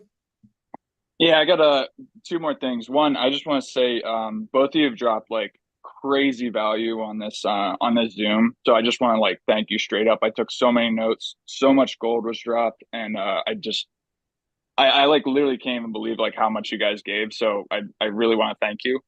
Thank you. And then and then the second thing, with Garrett, with that multifamily thing I was talking to you about, like you were kind of saying, I just want to make a deal done, and I've never done a big well, this is big for me, probably not for a lot of people, but I would gladly like just like kind of hand this over, if I could just like kind of watch how you kind of pull all those resources together, so like if you have any time at all, I know you're super busy, but I would love to walk through it with you and see maybe if you could turn it into a deal. Yes, I would love to do that with you. So tomorrow I have a much more open calendar in the afternoon. So do you have my cell phone number? I don't. All right, I'm going to send you my cell phone number on Facebook right now. I know it's a game of what platform can we catch Garrett on all the time. But at my cell phone, I generally go through the inbox and get everything cleared as much as I can. So I just sent you my cell. We can set up a time for tomorrow afternoon. I'll send you an invite so we can jump on a meeting. We'll break it down. I'll probably pull in a couple of the underwriter team, just because in full transparency, again, I always pull in the resources that are needed. And although I am great at pulling opportunities, I'm still absolutely learning a lot myself, and I'll never pretend otherwise. So would love to have you be involved in that. And that's really what it's all about, not just for you, Bane, but for everybody. I'm not out here saying, hey, give me your deals. What I'm saying is, hey, I can teach you more through doing together than just charging you for some coaching mentorship. That's just the way that I believe it to be. So instead of me saying, hey, how do you become a super connector? How do you pull all of these resources? Oh, well, you pay me 10 grand and then I'm going to give you all the blah, blah, blah. Instead of doing that, I'm like, hey, let's go do it together, because the money that we're going to make off these deals is going to far outweigh any kind of coaching program in the long run. And that's why I have really started to frame everything we can in this collaborative partnership way. Because, I mean, who else would, if we do this together and we're able to fund this deal and get it acquired, and now you were able to say, hey, I have this portfolio that we acquired and it's yours, just like it's mine. Doesn't matter if, even just out there, if you guys are listening, some of the larger commercial stuff I'm working on with my man Bryce, He was like, oh yeah, we'll do the whole stuff and we'll give you 3.8%. 3.8% might not sound like a lot to you guys, but when you stack 100 properties making 3.8% or 100 doors or 150 doors, it really, really adds up. So some people are like, oh man, like that percentage is too small. And I'm not saying that's what that percentage would be for you. It would depend on the deal. But my point is, regardless of what it is, even at 3.5%, I can then go and say, hey, I own 125 doors. Hey, I own a 200 unit self-storage in Texas. So those are some of the deals that we're looking at currently, right? So whether you are the primary partner or the limited partner doesn't matter. You are still building experience. You're building a portfolio. You're building a resume within real estate. And in turn, your next deals get easier. The next time you go and you want to raise money yourself, now you've got this under your belt. You've got some experience, and it gets way easier as you move forward. Thank you. Yeah, that's awesome. Hey, I appreciate you sharing that you found value, bro. That means a lot to me. This is what I love to do. I love to give to people. And I think that my biggest goal for this every day is that people come here and get charged up. Like get charged up, get excited for what we're doing, guys. I know there's different scary things in the world. I know money is hard and tight for a lot of people. Like I get there's a lot of things out here, but we come here on this G Money machine. And for me, it's about sharing all this energy I have in here, and in here, so that you all can take it and run further. Because for the past 10 years of my life, I have been longing for a true mentor, the right mentor. I've had people that guided me. I've had mentors here, but I've been longing for that guy that makes hundreds of millions of dollars, that can give me the steps that I need, because I know, because of my visualizations, because of my daily meditations, I know that that's where I'm going. Look, y'all, it doesn't matter who says what about your boy where. It doesn't matter. I promise you, you will see me there in the next 3 to 5 years, because I've been building this for a long time. However, it could have been so much faster for me if I had the right mentors, so much faster for me if I had the right network and the right community of people. Instead of spending time in the hood with guys that were selling weed and driving flashy cars, if I would have been 20 or 21 years old in sub 2, doing some of the things I see some of these killer ass young kids doing, are you kidding me? The other day we had Roman Katz on, 20 years old. He's acquired 25 properties in 14 months or some shit like that. Killing it. 20 years old. Crazy. Where was this at when I was 20? I wish I had it, and I'm passionate about giving it to as many people as we can now. Now you got me sweating in here, guys. Woo! They used to call me, back in my hometown, they used to tell me I should be a preacher. Pastor Garrett. Here I am, baby. Finally got my pulpit. Oh, man. Let's see who else we got here. Chelsea, what's up? Can you talk? I know you've been working on some leads for us this morning. Wow, it's much easier to unmute when I have my laptop, when I got the meeting on my laptop. I bet. Yeah, I was right now, unfortunately, I was just on diaper duty. But this was an awesome meeting. I always think about, like I used to think that positive affirmations, like, nah, that's corny. Like that can't work. Like that's corny. But it really truly does. Like, it's just everything I was just listening to you guys. It's just like, just that one little thing is just like keeping that positive energy about you, right? Because you can't control everyone else. You can only control yourself and like who you are and how we react to others. You know what I mean? How we react to that situation that, we're confronted with from someone else. We might not necessarily like it, but it's all on us how we react to it, right? And I just feel like it starts with positivity, right? And like positive affirmations as soon as you wake up, it just like starts your day off, right? Like for me, I feel like before I met Garrett, like I struggled with like a lot of that stuff, like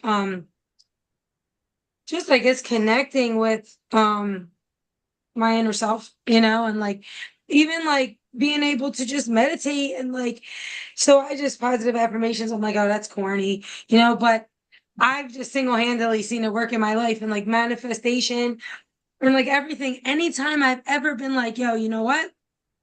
I'm gonna rebuild my life starting today. I've never seen myself do the right thing, take a step in the right direction, and like not start to see things fall into place for myself. You know what I mean? I don't know, man. Here, Long as let me you, give you something I read this morning. Actually, I was listening to it, but it's a principle that I've actually talked about on social media before. Let's say you're going to go buy a new car, right? You're like, I want to get I'm going to get a red Ferrari, right? It's not yeah, something that regularly you're going to see on the road. I'm going to go buy a red Ferrari. Guess what is going to happen to you when you say it out loud and begin to focus on it? You will see it in your reality. You're going to be driving to the gym. You're going to look to your left and you see a guy in a red Ferrari. You're like, damn, that thing's fire. Then you're going to go to the grocery store 2 days later. And you're like, look, babe, another red Ferrari. that's I'm crazy. like, it's facts. This is not like, oh, woo woo, esoteric. Yes, there's a lot of stuff that I'll talk to you at one point about for sure, whoever wants that. But in a real life thing, your mind, your brain processes so many thoughts, so many visual and auditory inputs every day that unless you choose to focus on something, your brain becomes invisible to you. Right. So you might have driven by that red Ferrari before. It might be the same guy that lives a couple blocks and you've never seen it because your mind wasn't focused on it. But the moment you say, I want this red Ferrari, boom, you see that everywhere. And that same principle applies to everything, not a car. I want to see positivity in my life. I focus on positivity. I want to be grateful. I want more reasons to be grateful. What do? I focus on what I'm grateful for right now. I focus on what I have here. I give gratitude in the moment. And in turn, I go find a new reason because I'm focused on gratitude. This is what the power of your mind really is about when it comes to the law of attraction. It's that you see what you believe. People often say, I'll believe it when I see it. Nope, Yeah, that's backwards. You'll see it when you believe it. And that's the truth of ain't reality, that, often overlooked. ain't that the truth? It's something that is, once you learn to understand this, this is, for example, every morning I meditate. And this is where I do a lot of the affirmations and stuff that we've been talking about. And part of my meditation also involves several minutes of just visualization. Just me sitting in a future reality with my mind closed, eyes closed, and mind low, you know. I'm sitting in the future house that we'll soon own in Costa Rica, right on the water. Just so you guys mark the date, y'all get this recording because everybody here, you get an invite to this property that I'm about to tell you that we're about to buy here. In about 3 years, roughly, just because of the course of some things in my life, that's the timeline in which I know it'll happen. We're going to buy a property in Costa Rica that is literally beachfront. And I'm talking like it's a couple stories high. I can see the tops of the green tropical trees, the sand. It's like, it's not just a house. It's like it's almost like a hotel compound. There's lots of places because I'm a community leader. I care about all the people. So I don't want just a house for myself. I want a house for all my people. You know what I'm saying? So I have seen myself sit in this every single day. And I promise you one day I'll send you guys pictures of it. But in something that right now, my physical body right now, I have visualized this for a decade. For a decade, I have been visualizing what I want to look like physically, how I want to tighten up the loose skin on my stomach, how I want to do this and I want to do that. And by visualization, everybody says, oh, it's because you work out so much. I work out right now, guys. Through 2 workouts, I work out about 1 hour and 5 to maybe 1 hour and 15 minutes a day. When I was 23 years old, I would work out 3 hours plus a day. I put in less than half of the amount of physical effort now than I did then. And I'm infinitely more satisfied with my body now than I was then. Right? Because it's not always about the physical effort that we put in. I have visualized this and seen it come slowly over time. And this applies to everything in your life. I can't wait to smoke a cigar on the porch. Facts. We're going to be smoking something in that cigar, but I don't know what it's going to be. If anybody knows me, we know what it's going to be. You can catch me outside the Squatto and the Clever Summit. They're like, all right, you get a 1 hour break. I'm like, all right. Play the Lil Wayne lighter flick.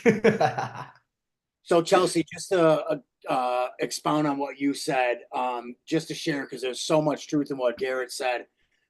In my gratitude list, I'm going back to September 1st and of 2022, right?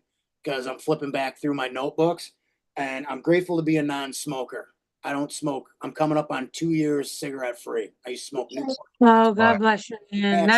That really hits home for me, man. Because right now, not to cut you off or whatever, but I mean, to say that, if you might, maybe you could understand. Like, I'm watching my mother right now battle stage 4 COPD and not be able to let go. So it's like, that's very difficult for me, and it's like, I'm half her age, right? And at one point I was able to quit smoking for 2 years, but then I kind of started smoking that vape that we're like not really sure what that is. And I'm like, at least cigarettes been around for a lot longer. We know what they are. So then I started smoking them from time to time, and I'm like, I'm gonna just put this vape back down, right? But now I'm like smoking cigarettes here and there. And then guess what I do when I'm inside and people don't want you smoking cigarettes in their house. So now I'm like doing both. And just like much like Garrett, it's like primarily, I prefer to smoke Mary Jane. Same. It's just kind of always been who I am. So it's like I'll do that That's all day. hard. So it's like I'm praying for that. And it's like very much what you and Garrett are saying. I know, like it's true, I watched my brother manifest and rebuild his life a handful of times. Like, hey, and then because I've been working with Garrett for a while now. So it's like, I mean, I try to apply all of these things in my life, right? And yeah, Savannah, stop. Are you insane? I'm sorry, my father just redid this house. My daughter's doing stuff with a hammer. So, I understand and I like, yeah, it's just I don't know why, it's like, I guess I just used to be my own biggest critic and now I'm so confident, like, it's like, I feel like that's everything, that confidence really portrays through and it all starts with like everything you guys are saying, so even like a Eddie, vision tell board, us, tell us right? what you're about to say there, Eddie. I'm curious to hear what you're saying. Yeah. You Oh, wrote. I'm so Yeah. sorry. Yeah. Go ahead. And so then I grabbed one of my old notebooks so I could bring something from years ago, right?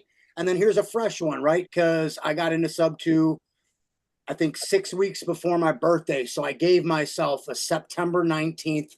I know, I understand real estate. Getting a contract signed, you're going to have 30 plus days before it closes. So I knew better. So it wasn't, I want to have a contract closed in 5 weeks because literally I need to have it signed in a week before that. I even started, so that didn't make sense. But my goal, here, let me flip to the other one. I am grateful. Oh, that's a month later. I just had the page and then I flipped back. I am grateful I closed my first contract before my birthday. I wrote that for days. Days. Hold on. Let's see it. I wrote that for every day until the 15th, 4 days before my birthday is when I got my first contract signed. And when I went back and looked, now my gratitude list, like I write my gratitude list out, what I'm grateful for in the future. So like I'll flip to today. I'm grateful to be 189 pounds. I'm not 189 pounds yet, but I think about it like I'm going to be back at 189 pounds.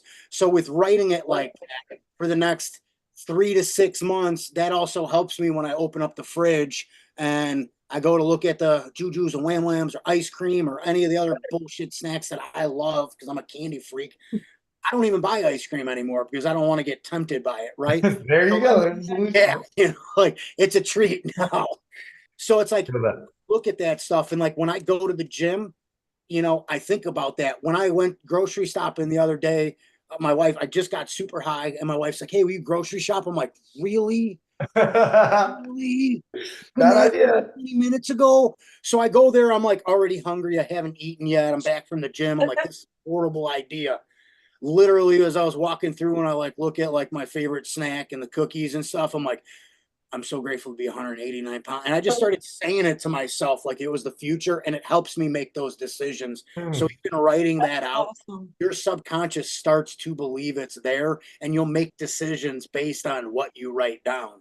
So that is literally why I not only write what I'm grateful for, like true things, like I'm grateful, I woke up this morning because I'm grateful every morning I get to wake up. you know, not to go into some negative stuff. A year ago last night, I watched my best friend get hit 65 miles an hour head on our motorcycle, saved his life on the side of the road. And then in May, he committed suicide. I struggled with that because I saved my best friend's life for him to end his own life. I didn't know how to handle that for a long time. And like, I just started, you know, I work in the car business. A good buddy of mine owns a dealership like 4 minutes away from my house. And their biggest issue is they don't have people that know how to make phone calls. They don't have any closers. So they know I'm doing real estate stuff. They ask me, hey man, if we let you do your own thing here, will you come in and help build this up? So I got a pretty ridiculous job offer to go back to the car business. I got my own schedule. I don't work past 6 o'clock any night of the week. In the car business, it was 2 nights, bell to bell, 9 a.m. to 9 p.m., Saturdays 9 to 7. And you didn't have a freaking life. They know on my day off, I'm not coming up there. I was expected to come in and do deals on my day off. Like if I have a deal, I'm 3 minutes away. I can drive up there, be there for an hour, come home, and I make my money. So it's no big deal. So, I mean, I was recently, you know, because of my closer ability, recently asked, hey, will you come in and help show they got a 24-year-old kid. He's making the most money he's ever made in his life. Still, when you look at it, you're like, yeah, I mean, you're making good money, but come on, kid, you need to get up to that 6 figures, 150K. You need to double what you're at, you know, but he's so content being 24, making the most. He's making double the money his dad's ever made. So That was me. Yeah, that was me at 22. Yeah. How do you tell a kid he's got to work harder when he's working harder than or not even necessarily working harder than his dad, but making double what his dad made his whole life? You know, that's a hard, trying to teach someone to do better from that. So they asked me to kind of come in and guide the sales process because I'm really good with KPIs and things like that because I hold myself to an unbelievably high standard.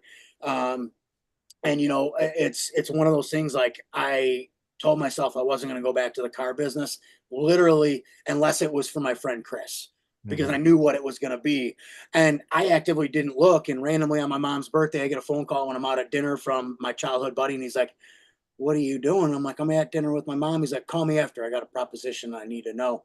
And it was like literally right after I talked to you, Garrett. It was like later on that afternoon. I had no clue. Because I talked to you and I'm like, yeah, I'm getting ready to go to dinner with my mom. It's her birthday. Yeah. Great combo. And then later on that night, I got a job offer and I was like, I wasn't even expecting that. I'm like, but I'm going to take it. And they know I was like, I might work with you for 6 weeks. It might be 6 months. I hope it's not longer than 6 months, but I'll give you the couple months to help build you your thing up because I love it. I love closing and I love helping. Just like Garrett, I want to see people grow. I want to see people build themselves up and get to a position where, you know, they can obtain the goals and the life that they want. Like what you were talking about earlier with, like, I vibe a lot with Pace, but I vibe on a personal level more with Garrett G Money than I do with Pace. I mean, Pace is a Mormon who never did drugs. He's the epitome of who I would have never talked to in my life, ever. I would have never seeked to talk to Pace about anything based on that. Not that he's a Mormon. I don't care about that. I'm not getting into religious, but like you didn't different, yeah. Drugs. I was a drug dealer. Like that's what I did. I was the freshman that went to high school that my sister was the valedictorian that was the nerd, and then everybody knew me as, hey, if you want the best weed, that's the kid. He's our kid that hides behind being a goofball, you know? And I knew what I was. So it's like, but I look at Pace now because there's certain things he has that I absolutely want. Right. I want a lot of things that he has, but it doesn't mean I vibe on him on a personal level and like I want to be homies with him. I'd be more inclined to become friends with Garrett than I would with Pace, being just flat out honest, you know? I'm not going to be like, hey, Pace, let's go out back and smoke a joint and have a, have a drink. He'd be like, off my property. Probably. Well, you know what's funny? He's actually he's a very laid back guy. You know, and I can tell, but I'm just, you know. It's true though. You got to find your tribe in everything that you do. So I think that I'm very glad that we are friends already, Eddie. Yeah, I think we're definitely aligned on that side. And one thing I wanted to say that you were saying before I let Cam talk here is you talked about writing things down, and I'm always about giving people the reason why we do certain things. So again, the reason why we write something down is because it's going to tie it from a thought that's floating here to a physical reality. And when you are physically writing down, you are programming your brain differently than when you're just saying it in your mind or when you're saying it out loud. It's taking mental and physical action and tying them together. This is going to truly write it into your being. This is part of the reason why repetition of writing things down is so important. And it's also, side note, guys, another reason why when you're going through real estate deals, writing stuff down. That's why Pace is on the whiteboard all the time, writing stuff down, because it makes it real. It makes it real when you write it down. So everything that you're doing, write it down. It's going to make it more real. Cam, what you got, man, with your hand raised? What's up, man? A few things. I still haven't gotten that second email that you were talking about for the so I'll keep an eye out for that. But the other thing, I just had a lead come through on Facebook. I don't know if you'd want to go over that separately. See what we want to do with that. Yeah, let's do it. Let's actually talk about real estate. That's why we're here, right? We're talking about real estate. Shit, we're gonna talk about real estate? No way. We made it there. Whoa.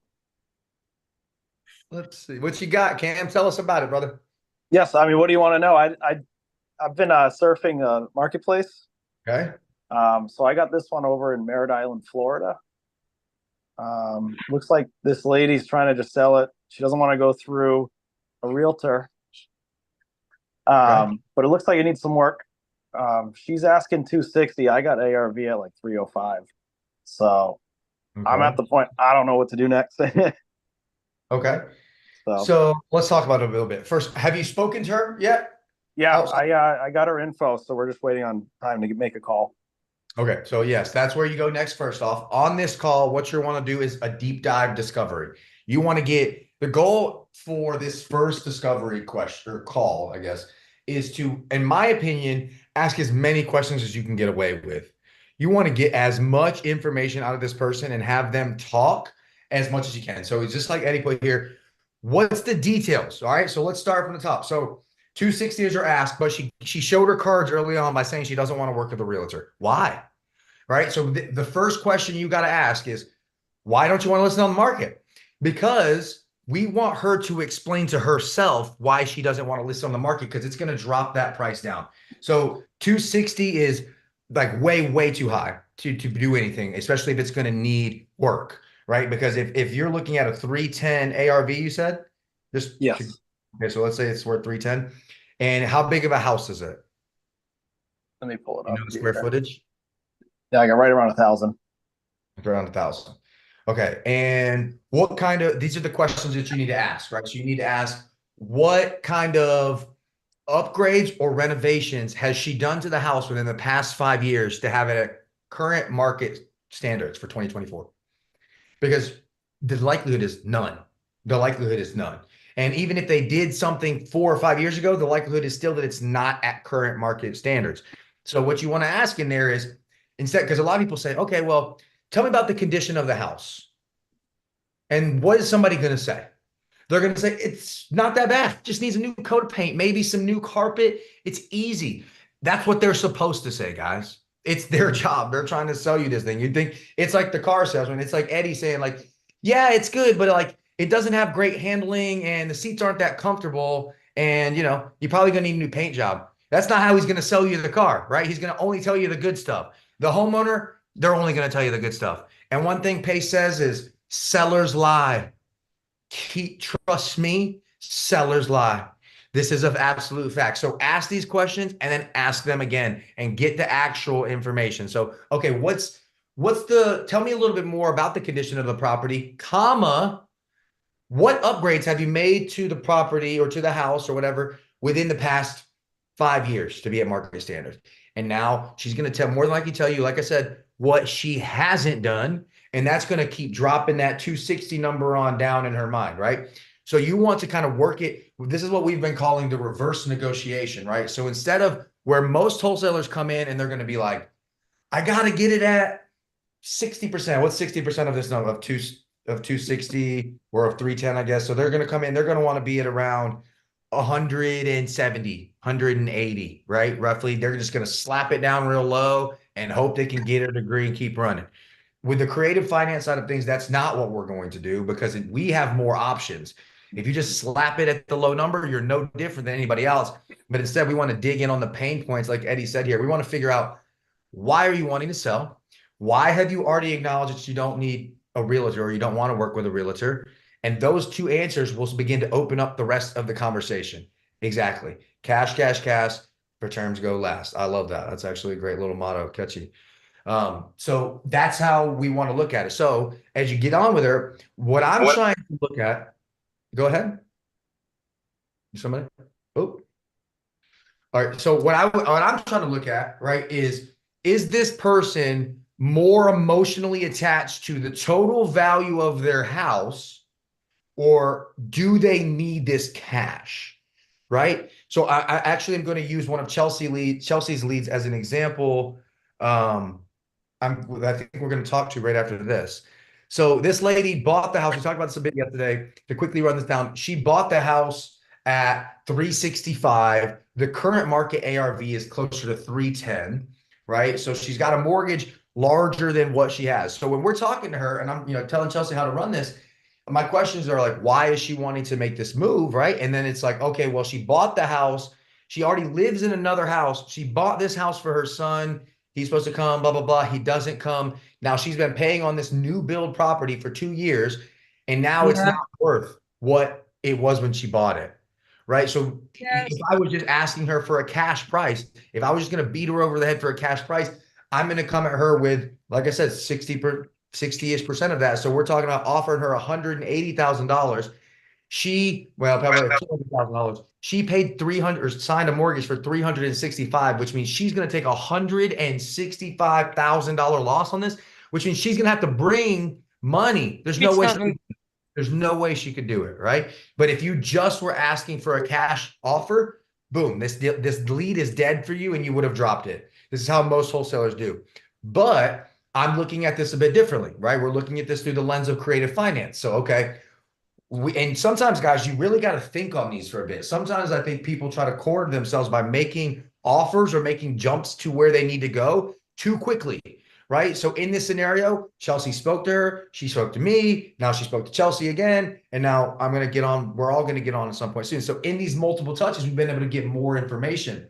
So does it make sense as a standard cash deal? Probably not for her.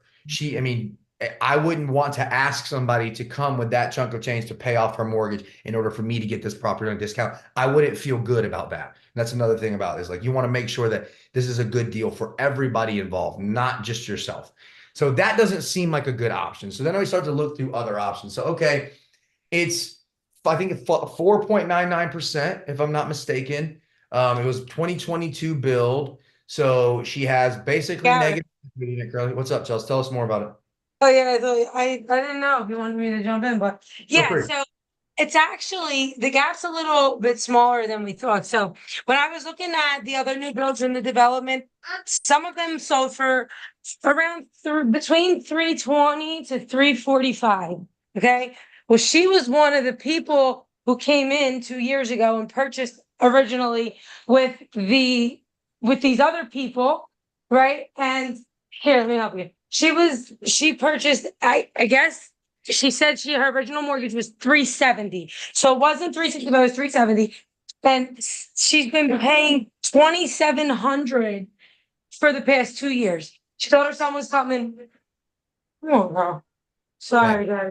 Here. On. A side note, that's like 50 grand she's paid.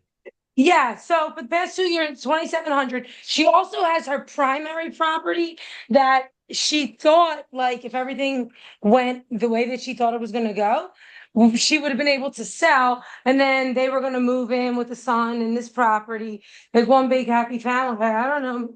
So maybe the son was like homesick in Hawaii or something, but they were going to be moving back, and then it didn't end up working that way. Now she's been trying to sell for 2 years, and the builder we're still trying to sell all the other properties in the development. So now he caught wind of this woman trying to sell. And I guess after he sold, the first 10, 15 homes, started to build a rapport with whomever his realtor was, and started saying, look, if you show my properties, I'll give you an additional 5 to 10K on the back end. Also, my properties are selling for 340 and she needs to get at least 370 on hers. So make sure you sell mine, right? So, now this woman is like totally just banged up and defeated because she's had 2 realtors already. Both of the contracts have expired. The realtors both threw their hands up and were like, I don't know what to do. Like, this guy's really making this difficult for you. I mean, it's a beautiful brand new development. She's like, the house is brand new. We literally lived in it for 1 month. She was like, and now we're just bleeding into it. And then she's pretty much, she also, spoke to a couple, she also spoke with a couple, this is trash, with a couple investors, or I guess maybe they were wholesalers, and couldn't get it for probably as low as. They hit her with a cash offer, probably. Yeah, they hit her over the head. So let me jump back in here. So go ahead. I was gonna just say 60% is more like 200 if we even went off at 340. That's what I was gonna say. Okay. Well, at the end of the day, it's still not going to be a good deal for her at those numbers. At this point in time, you all should be able to acknowledge when you listen through this, that the only solution this lady's going to have right now is going to be creative finance. It's the only way she's going to get out of this hole in any way. But the way that we have to make it make sense for us is we have to determine how can we make this cash flow by by taking over sub 2, this mortgage, considering that the current market value of the house is lower than what it's at right now. And the first train of thought goes to a wrap, right? If it's at 4.99, we could wrap it to 7.99, even as high as probably 8.99. We could probably kick 10K up in total cost, and then we can find a penalty box buyer who may not be able to qualify. Now, 375, because we would want to build some kind of equity in for ourselves. We would want to have something there so that when we cash it out eventually. But 375 for this property is probably kind of up there. Now, will it eventually rise? More than likely. So we kind of could roll the dice on the fact that, and we would have to do some more research. Of course, I haven't got to go this deep yet, but we would have to determine, do we feel like this is going to be a place in which we will eventually get back to this value, this ARV, and then in turn, we've kind of acquired that equity once the market levels back out. That's an option. The other exit that I think about with this, and I don't really know the actual details of the house, Chelsea might be able to share. Dude, you read my mind. The next sentence out of my mouth was pad split, because if it's large enough, we can make it cash flow. That's the big thing. So what's the size of the house, Chelsea? Can you guys hear me, or am I muted? I can hear you. Oh, you can? Okay, cool. Let me open up my book. I think it's like either 12. It's right here. How many bedrooms? 3. It's right here. It's gonna be hard already. If you said 12, that's gonna be a small house.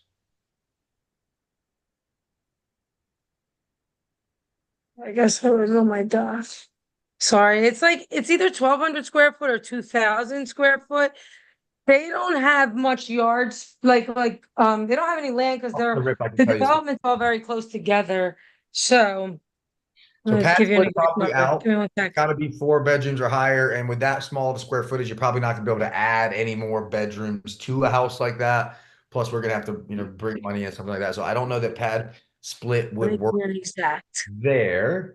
So it seems like we have limited exit strategies here. Honestly, I think a wrap might be just about it, because it's certainly not going to cash flows at LTR. What's a pad split? Is that trying to make it a duplex? No, pad split is co-living. So for example, just to kind of keep jumping deal to deal, I just signed a JV agreement with another community member. We are about to take down a 6-bedroom, I think it's just shy of 4,000 square foot in Orlando, Florida. Plus it's got a garage. Currently it's at 6 bedrooms. We're going to renovate it to probably 9 or 10. I think pad split recommended to me that we stay between 7 and 9. I think that we could probably go higher in total number of rooms, but they told me that the sweet spot is around 7 to 9. So we're going to basically take the living room area that is not used at capacity, and we're going to turn it into 2 more bedrooms, 3 more bedrooms, between 2 in the living room and 1 in a third office room that will be renovated or turned into a bedroom.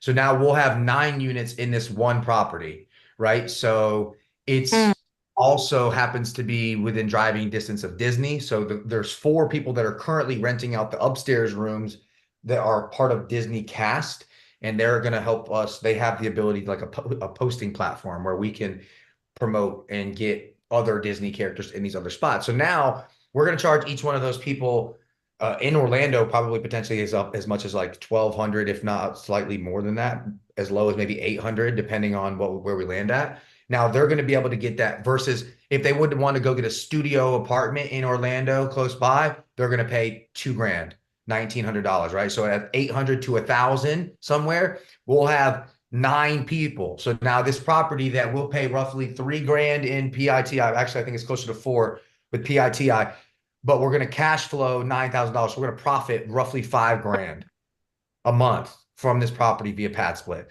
Which, side note, guys, I'm going to actually have our account executive Justin from pad split. He's gonna jump on here either later this week or next week and talk very in depth about pad split. You guys can bring the larger opportunities. We'll talk about, you know, what's the minimums for these things and how you guys can find these, and they make it super easy. So he's going to really share how we can all benefit from this relationship with pad split as well. So I'm super excited about that. We're just taking down the first one right now. So you guys will see me go play a part in that pretty soon. So real quick before we get on, Cam has his hand raised. So let me ask this question real quick.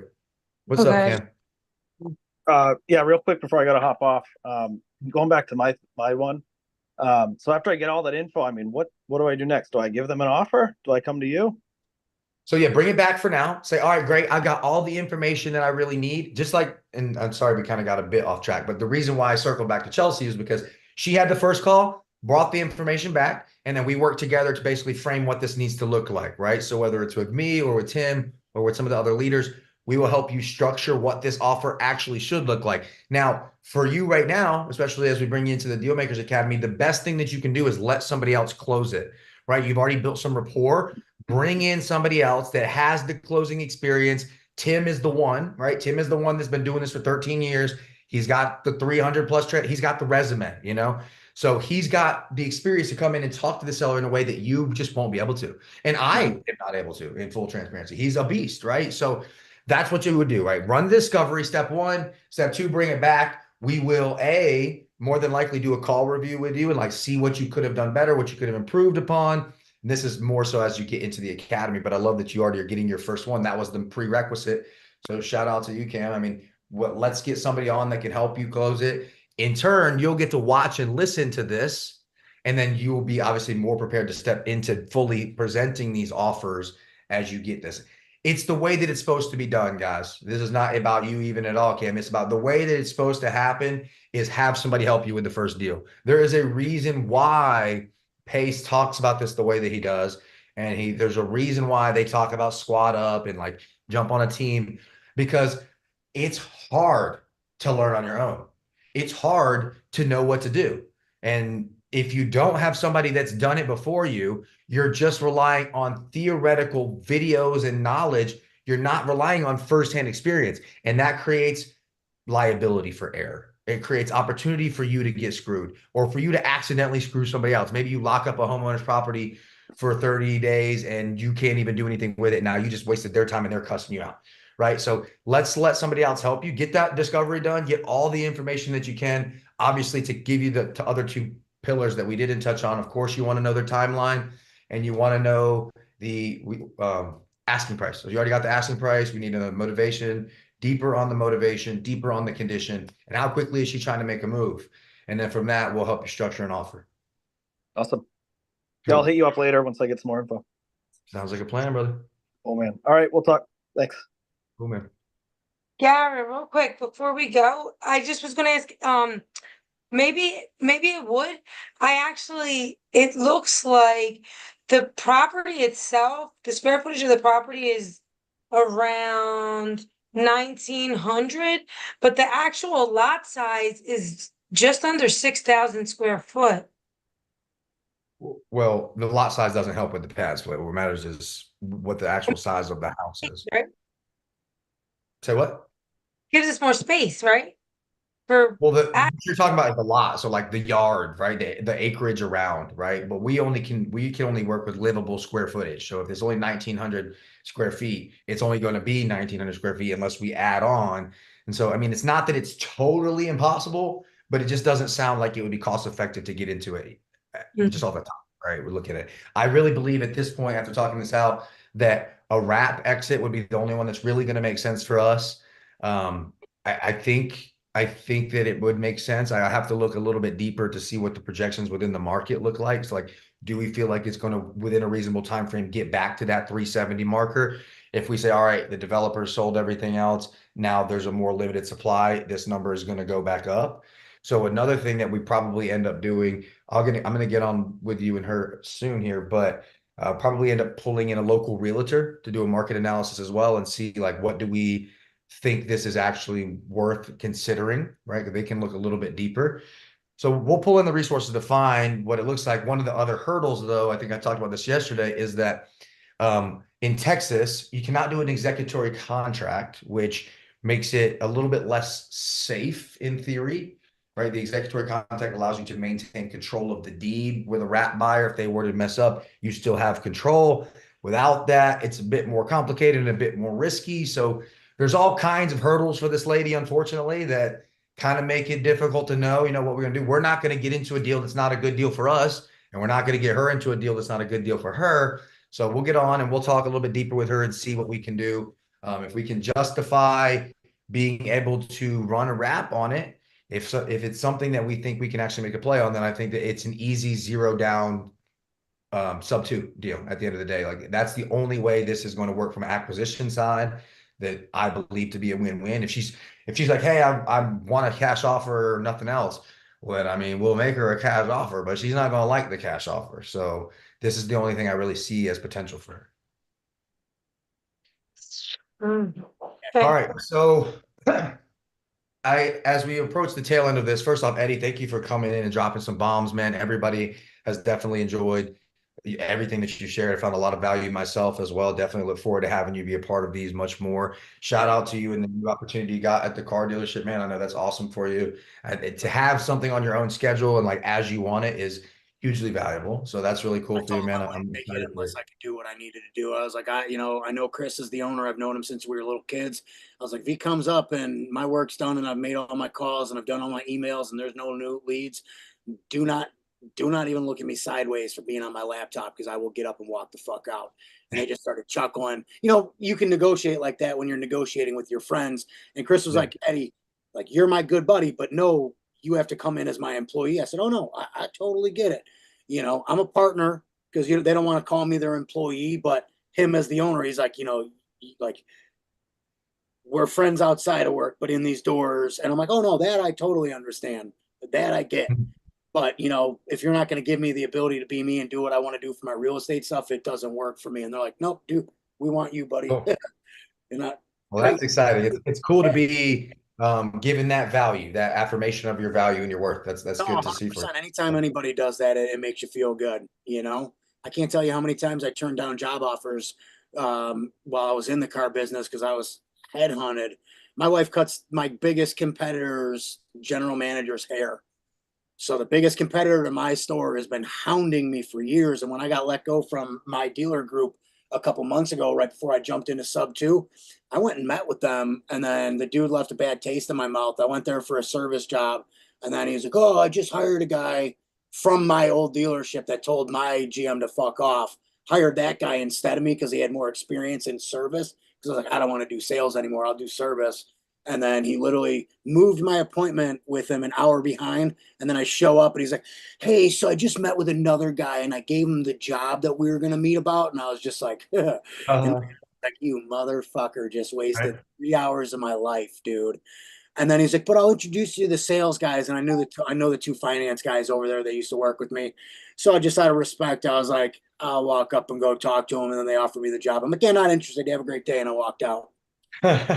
I was like, not a chance, Gotta value you. You gotta know your worth. That's good. If people aren't going to respect your value, don't give them the time of day. That's it. And I know what value I bring, so I'm not going to let someone manipulate and waste my time like that. That's it, man. And you know what? To stick with the trend of the day, no bad things. You ended up getting what you really wanted, and you had to get rid of that one out of the way. So definitely great to see that for you guys. Anybody got any questions? The last 5 minutes as we tie up this we made it to 2 hours. I hadn't made it to 2 hours in a while, Eddie. So I appreciate you bringing some value. Give me something good to talk about, man. I've been cutting it off a little bit shorter because it's normally just me talking, and I can only listen to myself talk so much. Anybody else got anything? See some new names in here. Jakari, what's up?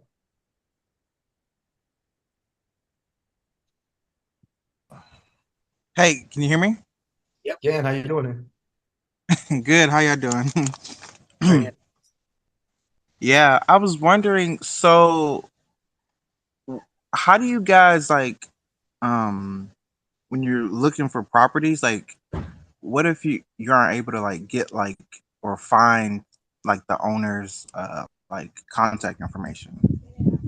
You can always skip trace it. So there's a lot of different platforms out there. Batch Leads seems to be a pretty popular one right now. They actually offer some free skips every month.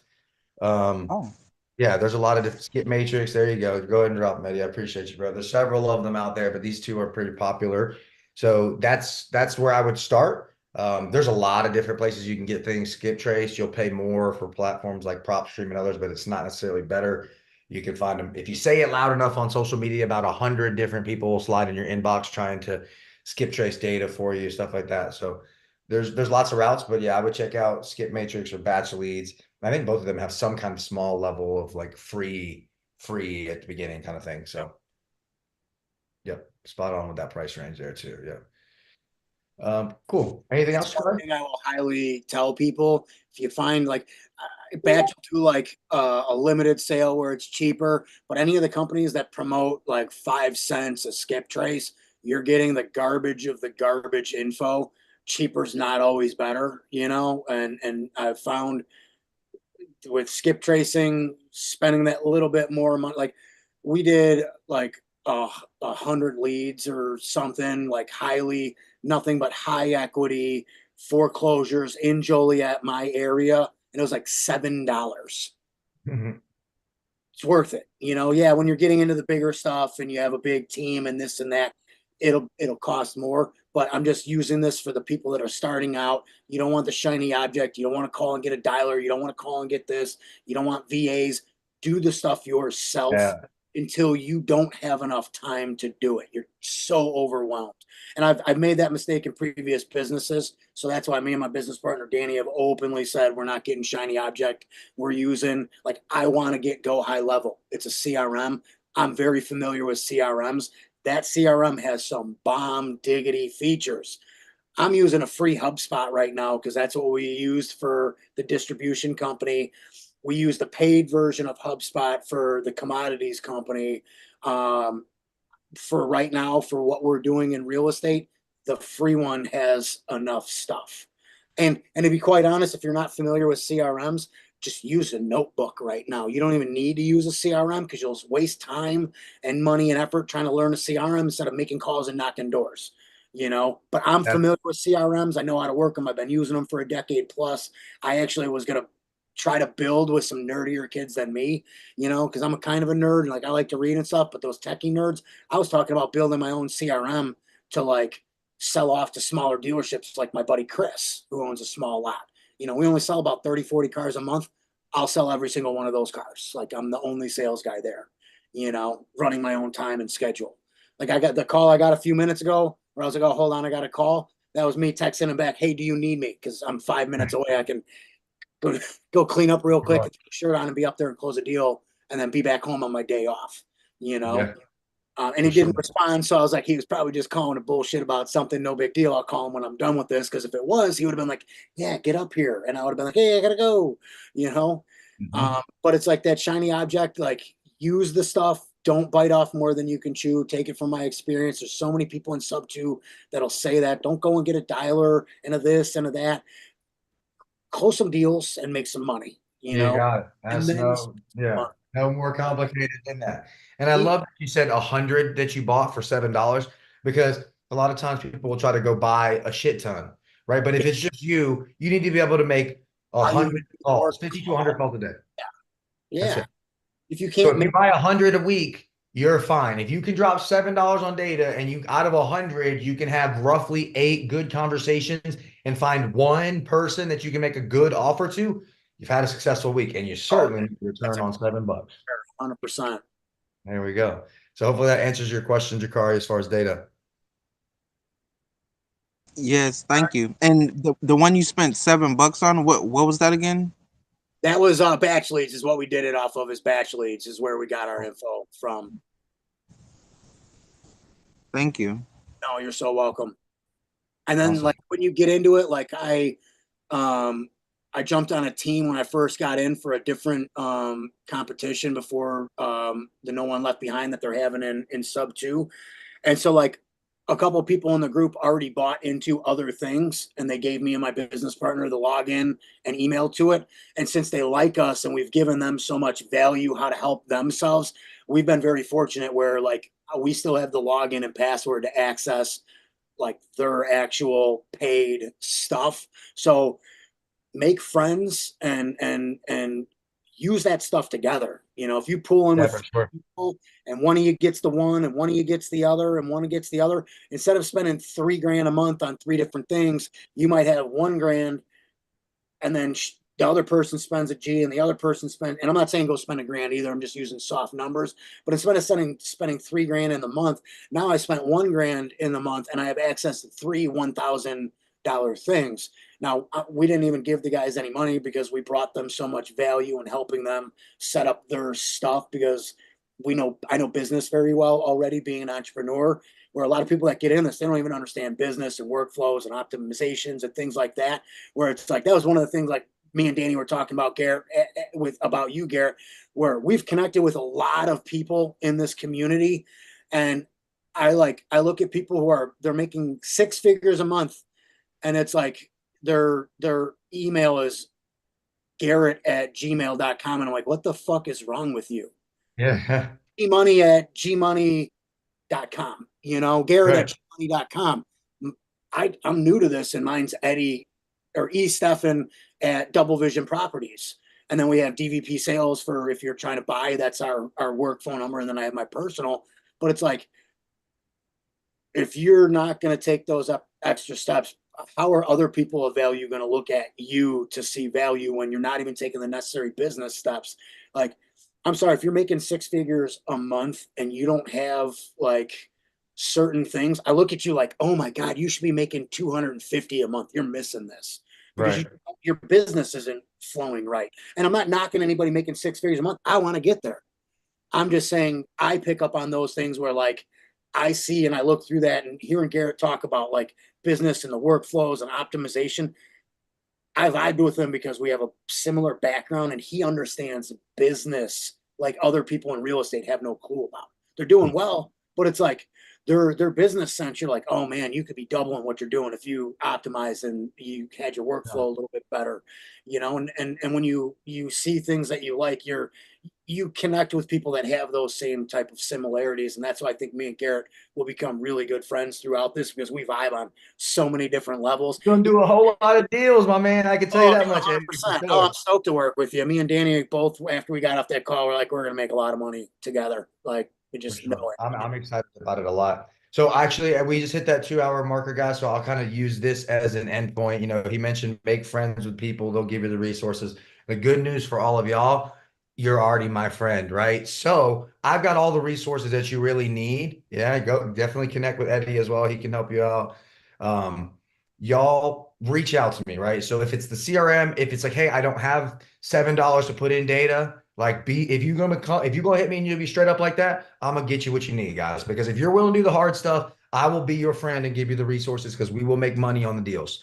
So that's what I'm gonna end with today. Don't forget, guys, if you have these multifamily opportunities that you want to do more than just wholesale with, send them my way. Don't go shop them everywhere first because we don't need a million people trying to attack it.